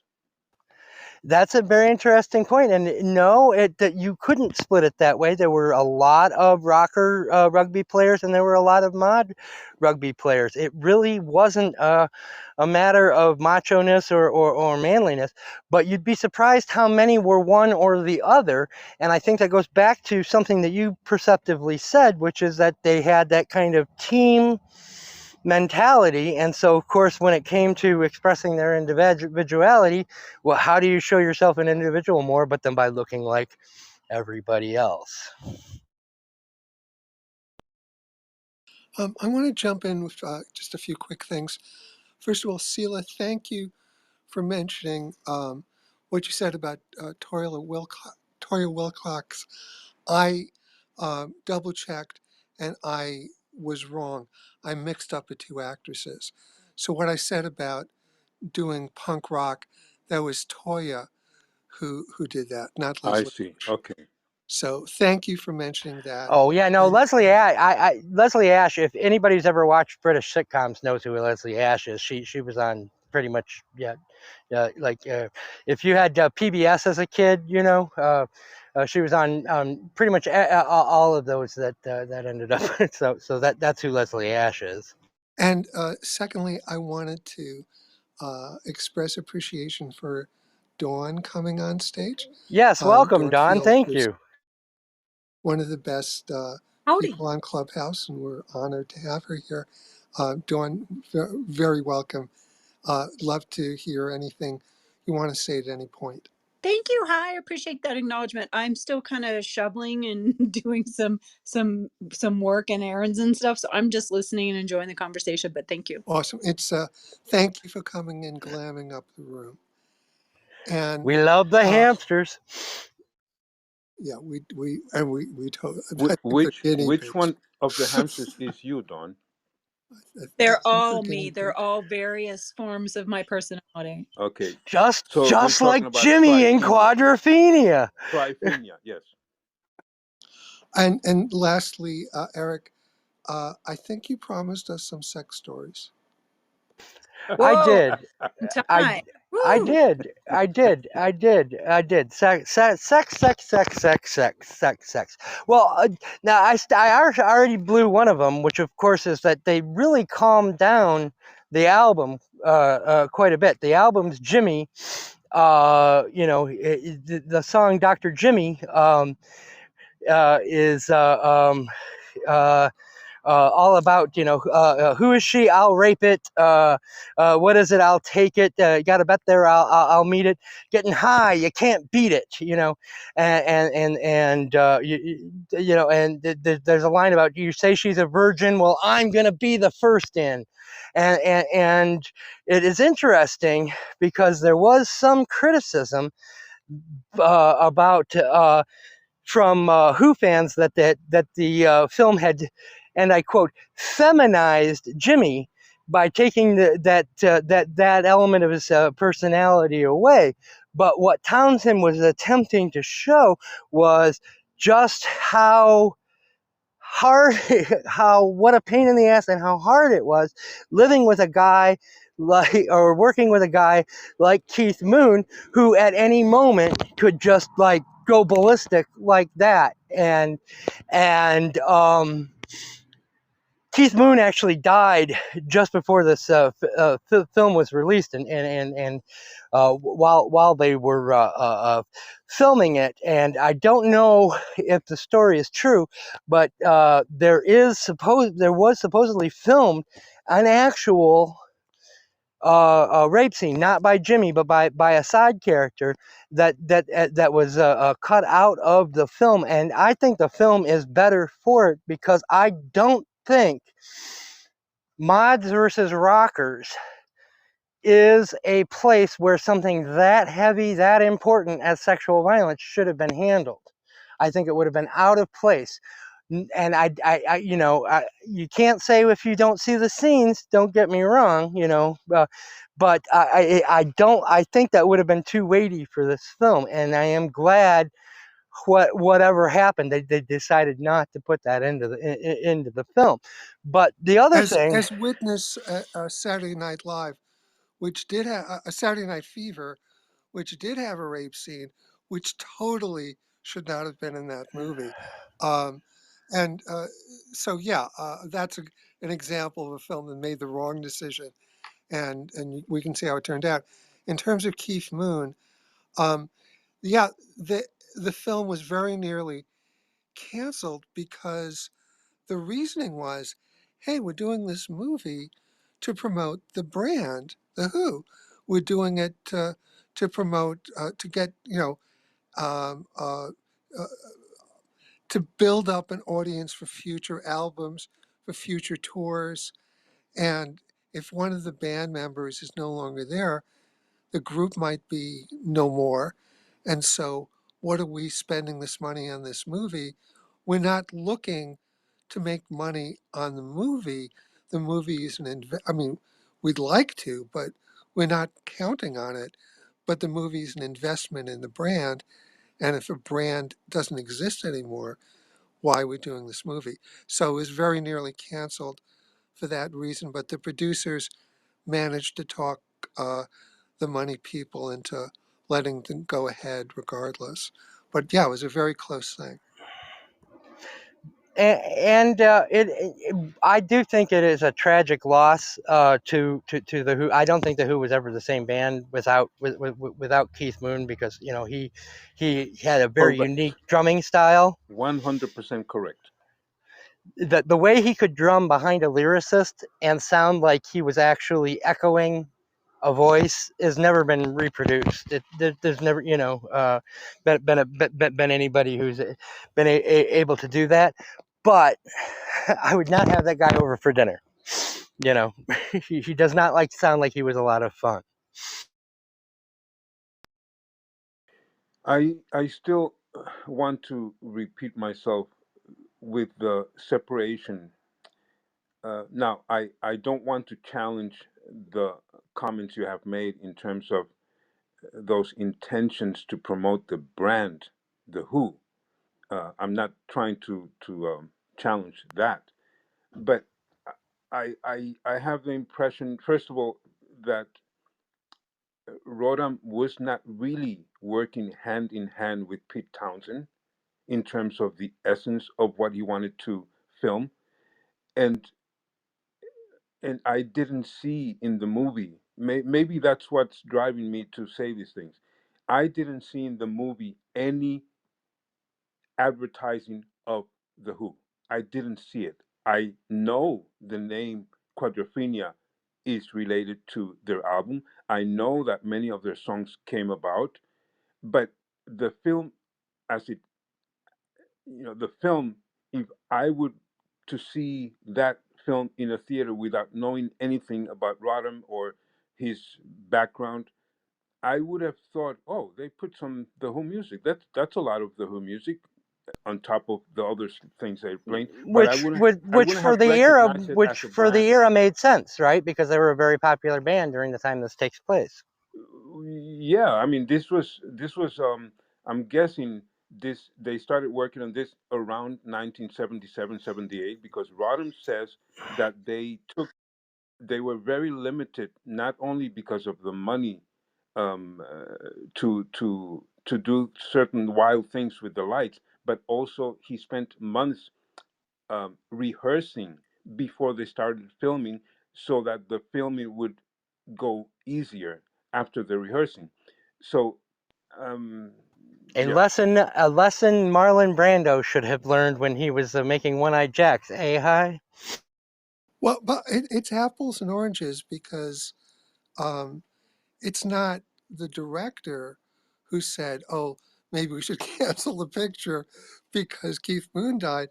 We're talking about the money people, the Oh people no, Oh who no, are I understand that. I meant the doing the improvisation before the camera is rolling, Yeah, as no, opposed to wasting miles and miles of I'm footage of. responding to what Sila said. So the the those are distinctly different things. The way the director chose to handle the movie. No, he didn't choose to make the movie into a commercial. He chose to make it into art. But the investors were okay with that. But because generally that can be more successful in building the brand anyway. But the but the investors were concerned that what are we putting money into this? So you're talking about the director's intentions, and his take really has No, nothing to no, do with what the investors were thinking about. no. That's not what I'm referring to. I'm basically just commenting from my head, not challenging anything you said. I'm just commenting from my head. I have the impression that I need to see this not as a promotion of the group, the Who, but as an art form by itself. Well, it's That, both. It's like saying um, Barbie is a commercial for Vidal. They made Barbie so they could sell more Barbie dolls. No, they didn't. Though actually, because it was such a beautiful piece of art, they're selling tons of Barbie dolls and Barbie dream houses. But that wasn't that wasn't the intention. The intention was to leverage the well, I mean, on money terms, the intention was to leverage the IP and make money on the IP in a way they haven't before, with the idea that maybe making money purely on the dolls was starting to peter out. Let's leverage the IP and see what we can do in that regard. And of course, that worked incredibly successfully. If they'd done Barbie as a commercial for Barbie, um, it would have flopped probably.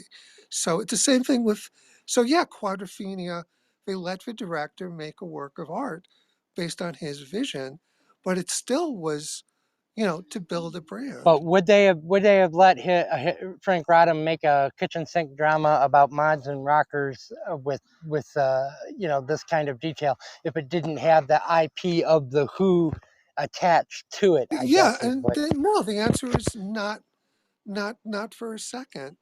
That, But that, that and that within the limits of that, Rodham was able to make what I think is a very good film. well, he wasn't given limits. There's no No, limits. he was given limits as far as the budget goes, as Oh far yeah, as that. no, Yeah, but I mean, that's not a. This isn't a. he wasn't given. This isn't like Barbie where they could throw the kitchen sink at it. I'm Pun saying he wasn't intended. given limits. He wasn't given limits in terms of, make it a commercial for the Who. He was given Right. free reign artistically. Um, but that's what I'm just saying. It just Well, it has nothing actually, to. I think the limits of the budget and the fact that they couldn't get a script together and that they had to get shooting because they had already rented spots and things like that gave him more freedom to make the film the way that he wanted, with probably less interference. Uh, Sure, that's very sure because there's no script to get approval on because they're making it up yeah, as they go. exactly, Sure. because everyone was agreed that the script was doo, as Sila was trying to be polite about. Well, it was. I mean, as I understand it, the original script was like 250 pages, and it was written by a fan, not a Yeah, professional. yeah, correct. Yeah, so it wasn't a serious thing. It wasn't serious that seriously considered. It was just it was a starting point.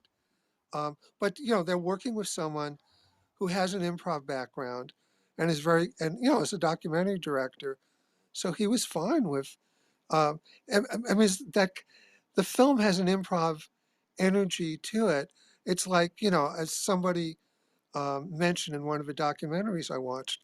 Um, Usually, a film has a certain, especially in that era, had a certain static quality. They would do, a one shot, a two shot, a wide shot. He didn't do that. Instead, it's like Correct. usually Yeah. you set up a shot, and the actors are in the shot, and they stay within, a frame that you created. What he did was he said to the actors, "You do, whatever you want." Excuse me, and the camera will follow you, like in an actual documentary, and that's essentially the approach he took. I mean, and Go then ahead, Shanine. I saw you unmute. I'm sorry to interrupt, Pi, but Shanine had Shanine. Oh, never mind. I was I was trying to let him get a word so in edgewise. yeah. Anyway, the the so he would have him do that, and then if he needed, he would run through it, and then he'd say, okay, based on what you did, I'm putting some markers, so stay within this area, and then like do what you did again. So I mean, it was kind of a hybrid. Um, it wasn't a pure documentary, but he used documentary elements and had the look of a documentary. So, and that's one of the things that makes this film different from most of the other films of its era. Now, interestingly enough, this film was made at the very low point of British cinema. 1979, the year it came out, a total of 32 films came out of England, Ireland, Wales, and Scotland, which meant that a lot of the British actors and stars were either acting relatively cheaply in Hollywood films, so that's how, or like for instance, Bob Guccione was able to get a lot of them for his X-rated film Caligula that same year, because there just weren't a ton of English films being made. It'd be a couple of years before Gandhi and things like that came out, and David Putnam was able to reintegrate, and Britain even had a film system again. And so it is interesting that Quadrophenia initially didn't do very well, considering there weren't very many films. But no films, I guess, from England were doing well at that point. This is kind of considered the Black period. So when you say 32 for that year, what would be or what would have been normal or average uh, for that period in Well, terms of numbers of films? in the 70s, it was all in the double digits. For instance, and I can only give like years that I happen to have done research on. So 1974, which was the year that Wicker Man came out. There were 71 British films made. But to give an indication, in 1966, there were 470 British Wow, films. wow, So there was a that's a huge very big difference. there was a huge drop off in the decade and a half. And then by 1988, Britain was doing hundreds and hundreds of films again. So, but yeah, there was a period in the 1970s where the English film industry just had completely up and died. And if you look at most of the British films that came out, they were actually film versions of television shows. Like Dad's Army had a movie, or they were reunions of the Carry On cast, and they would release that as a film. Or handmade films, for instance, was created by George Harrison because Monty Python couldn't get the money together to make Life of Brian, and the Who films was created by the Who to create this film. So even the films that were made were not being made inside of what we would call a British studio system. So this Yeah, was I was going to ask exactly that. If you were referring at films in general or the general industry known as, like in the no, United that's States, would be included. Yeah, Hollywood. that's including your handmade films. That's including Okay, all right. Jabberwocky was handmade films. The Terry Gilliam's Jabberwocky was handmade films. That counts in that list. That there were 32 films that came out of the country of England That's that year. It, amazing for yeah, for a country that has always been strong on cinema. That's amazing. well, they hit rock bottom at that point. But that's why when people get discouraged, as it's been pretty discouraging the last few years with British cinema, I'm always like, yeah, this happens, but they always find a way. They always rise out of the ashes, But hopefully we won't have to have a bunch of British TV shows as movies in the meantime, because I'm not looking for the 2024 version of Dad's Army. But, and I mentioned this last week, I saw more good British films last year than I saw probably during their supposed golden era of the 80s. So, they may be well back on track, but that also could just be, all the pent-up projects from the pandemic as well. But I mean, think of the films that we've discussed in here, like Lola, Saltburn. I mean, just a ton of great films have come out of there just in the last year. So they may be experiencing another renaissance. Who knows?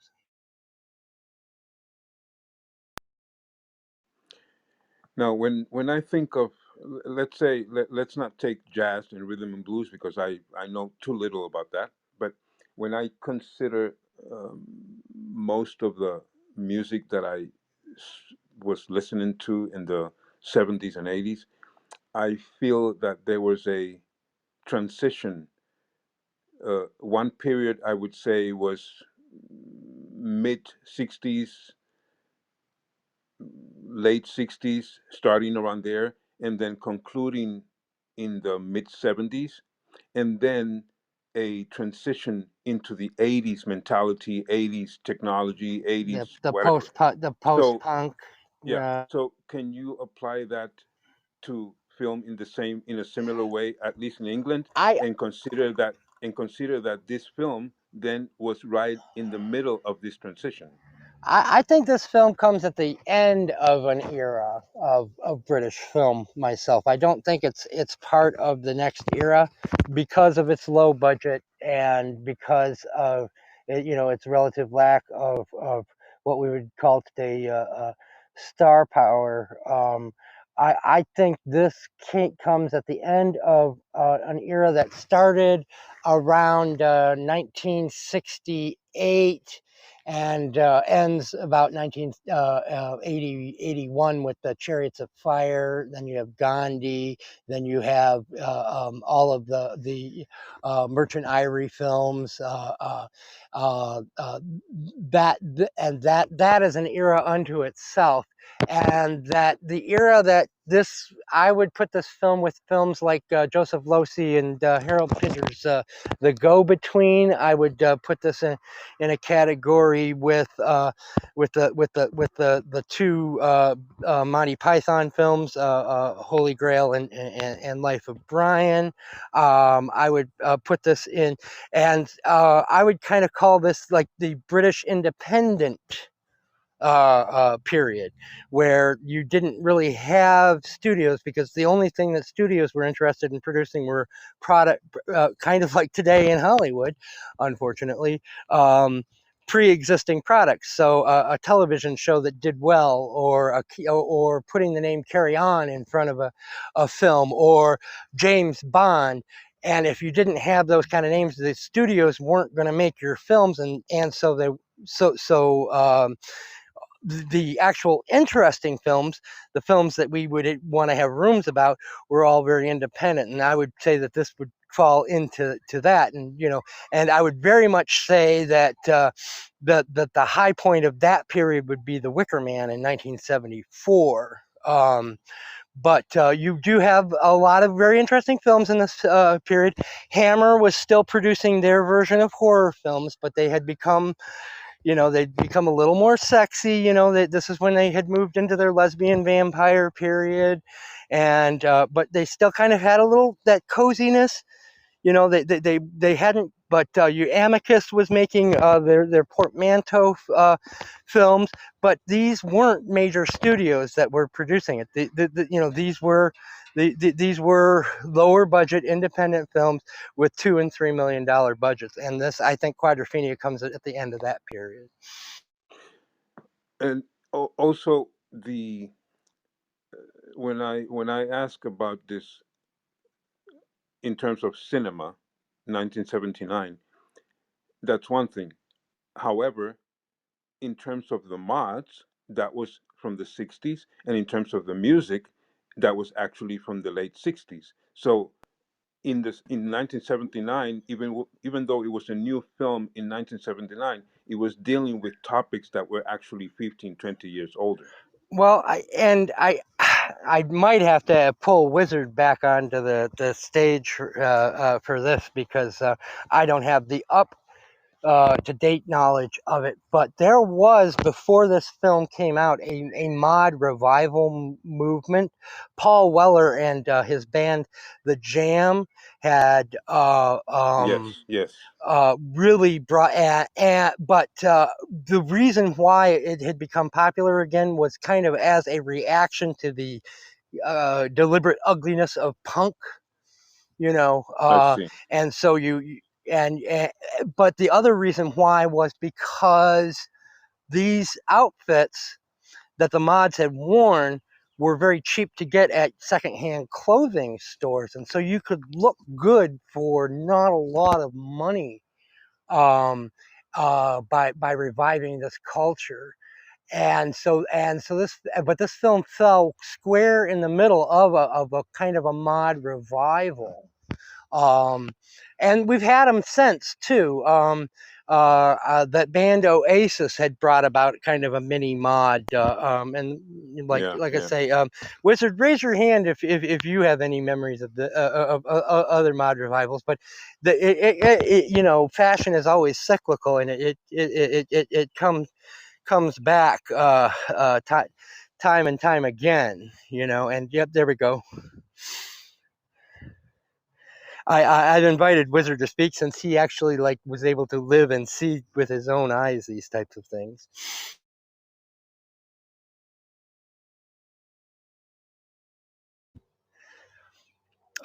Well, we seem to be experiencing a technical difficulty with Wizard, but yeah. Yeah, he's raising his hand, but I cannot bring him up. I can't either for some reason. Brother.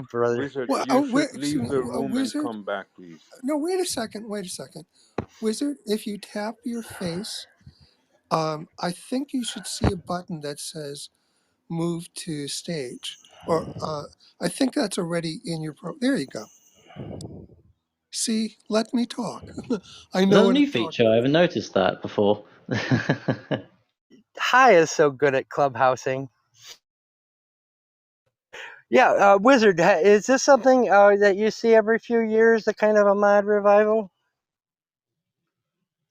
There's definitely a mini one that, funny enough, happened not that long ago. I don't know if it's exactly a particular band that brought it back, but it seemed, I can say definitely recently. You're correct, absolutely, with the Oasis movement, the revival of the mod movement.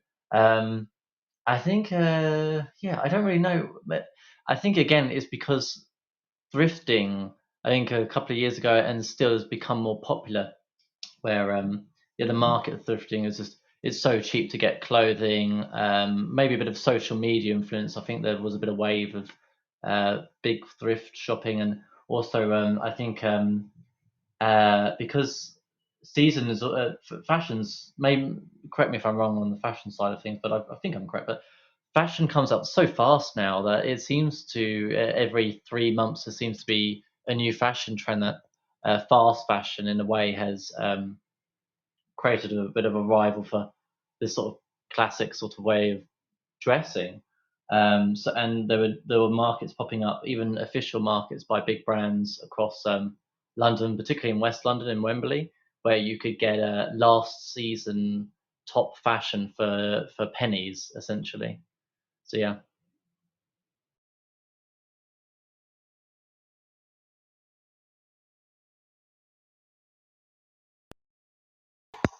Did that answer your question, Sila?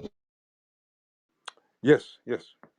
I would I would add that fashion is changing more and more because we are using less and less fashion, but that's a completely different topic.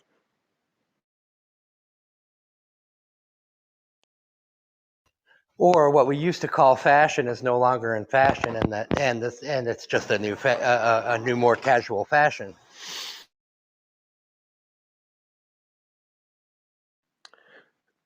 Again, I'm being a this idea. smartass. Yeah, I know, but I didn't feel like laughing out loud, so I just kept quiet. Um, I still find interesting these. Um, Obviously, I'm quite impressed with that. How much effort he put into bringing that idea of these young people who are from the working class and really have no great opportunity to wear a suit, but that was somehow um, also a little bit of a contradiction to the subculture mentality. That means, you rebel, you really want to do something different to the. But in this case, they were actually making an effort to spend money getting a good suit, even though the older men, like we see in the film, thought of them as just animals and they would never socialize with them. But I find that very interesting how this so-called subculture movement was making such an effort to create their own. The um, zoot suit with the exact right vents and Sting's outfit and the number of mirrors that you had on your scooter. How yes, important, yes, yes, yes.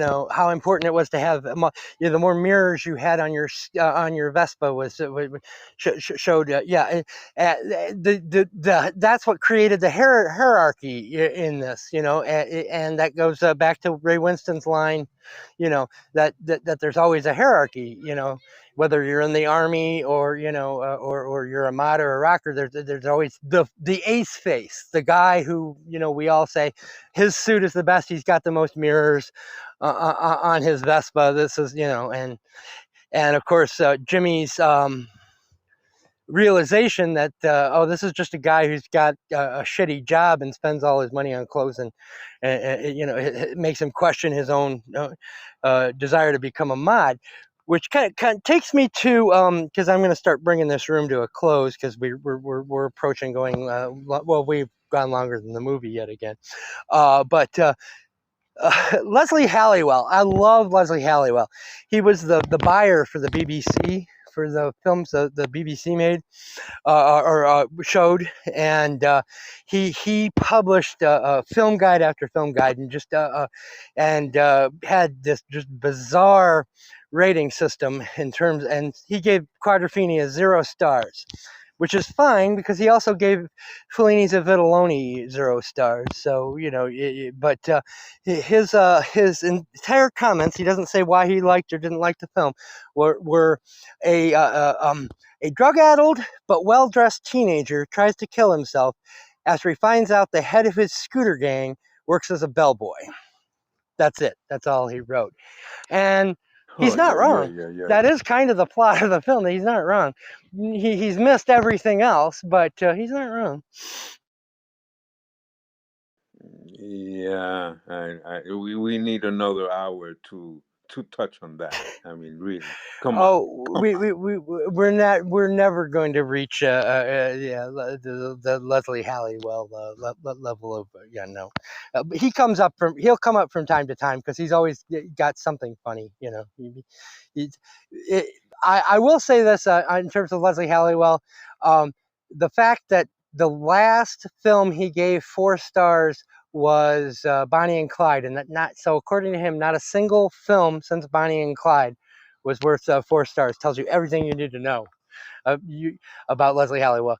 You know, he is very esoteric, to say the least. But his quotes are funny from time to time. You know, it's just anyway, but I am going to start bringing this to a close. So I'm just going to do a once around and kind of final thoughts about the film, and then I'm going to do my programming notes. We probably won't have Yazzie back next week either way. So this will probably be a little bit more disorganized the way it was this week. But I appreciate you guys bearing with me without my workhorse Yazzie with us. But she's in southern Italy. Allowing 6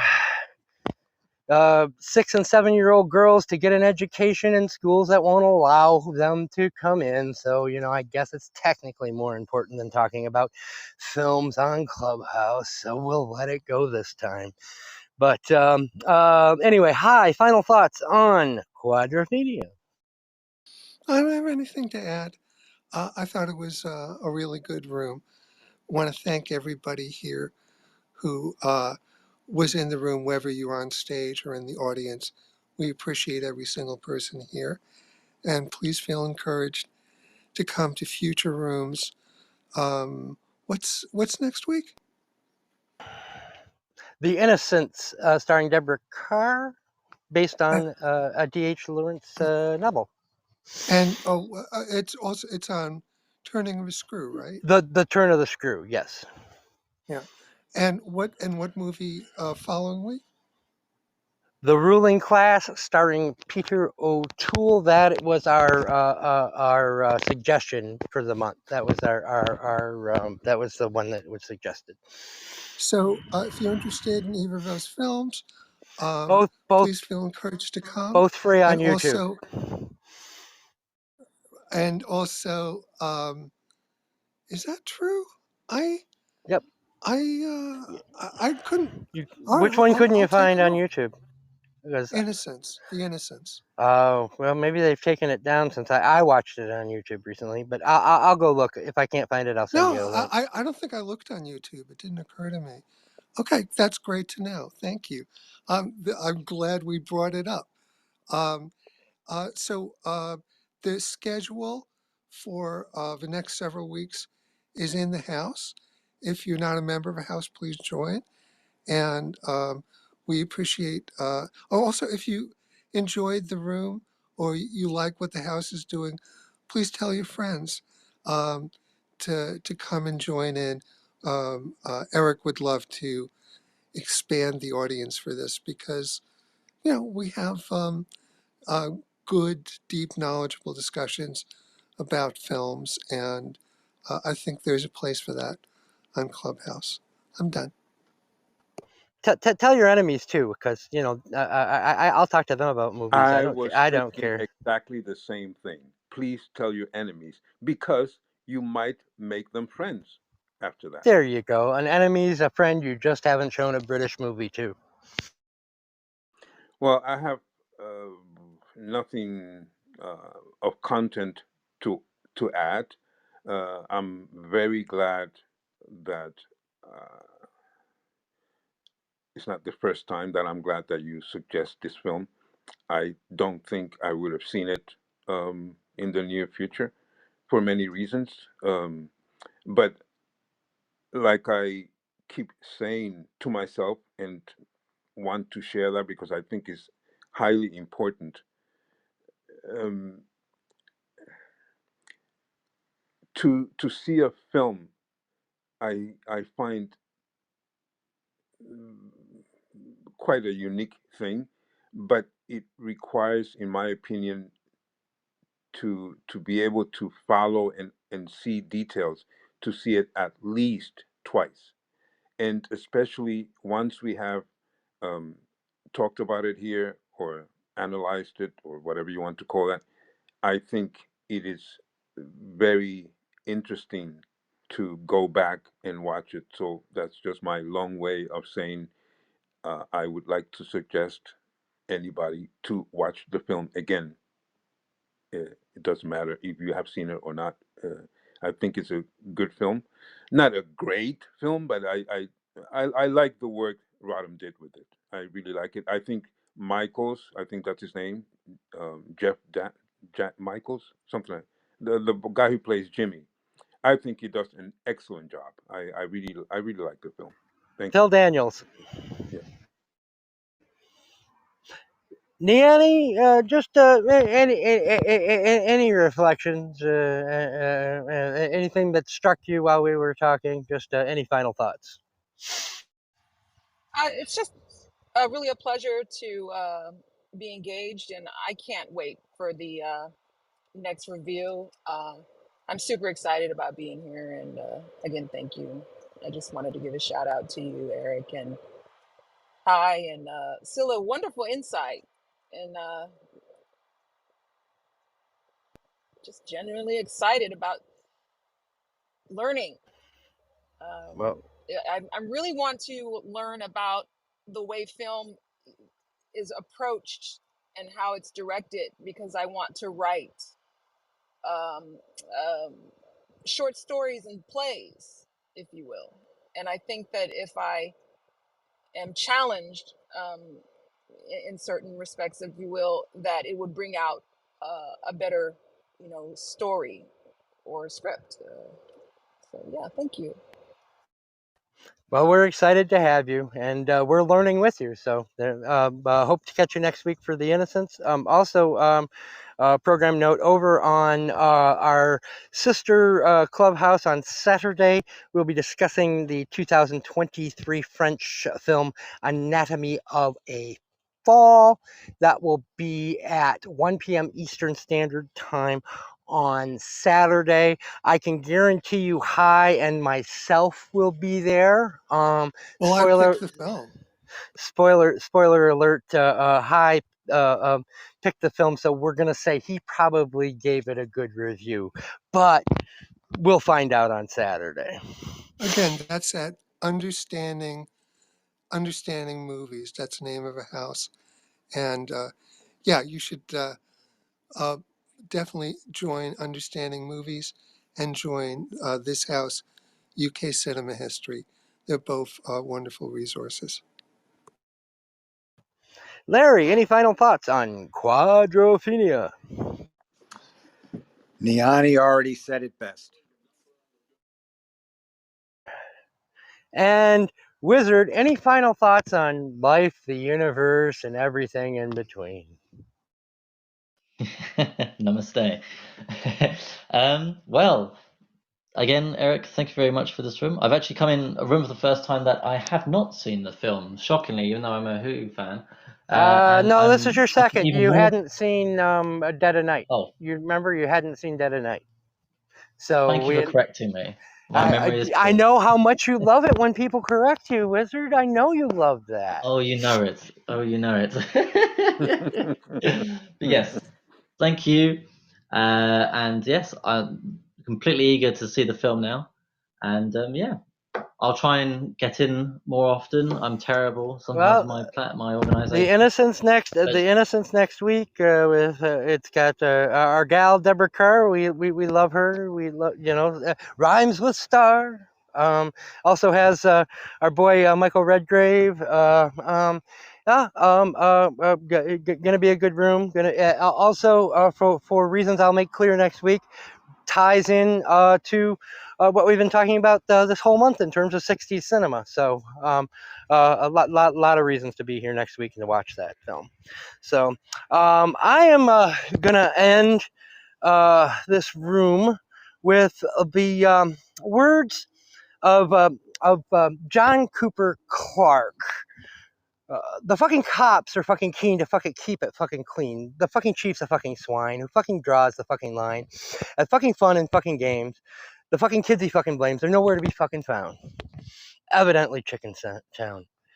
The fucking scene is fucking sad. The fucking news is fucking bad. The fucking weed is fucking turf. The fucking speed is fucking surf. The fucking folks are fucking daft. Don't make me fucking laugh. It fucking hurts to look around. Everywhere in Chicken Town. And on that note, I wish you all a great evening. And just remember, wear your zoot suits with your jacket with vents that are 5 inches long, and you'll be stay away from rockers, and you should be all right. Have a great one. Thanks, everybody. Maintain your scooter. Oh yes, Thank you. don't let your scooter get run over. Death to mods. Oh, Cheerio. Oh, Hillary, you showed up at the end of the room I know. And I didn't mean mods with in this room. I mean mods in the movie. with your rocker energy. Oh gosh. Sorry, Well, just got off catch work. us next week. Got here as quick as I could. Oh, I'm sorry, Hillary, but we are Next going to week, have no to end problem. it because Next week. See you guys then. next week. Yes, next week. All right. Yeah, excellent. We'll see you all. great to Have a see great you. one. Always good to see her. Yes. All right. We'll see you guys next week. Thanks, everybody. Great room.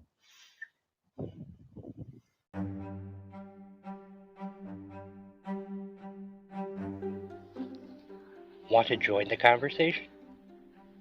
Every Thursday, we record on the Clubhouse app. Just follow the link in the episode description, and you can be a part of our panel.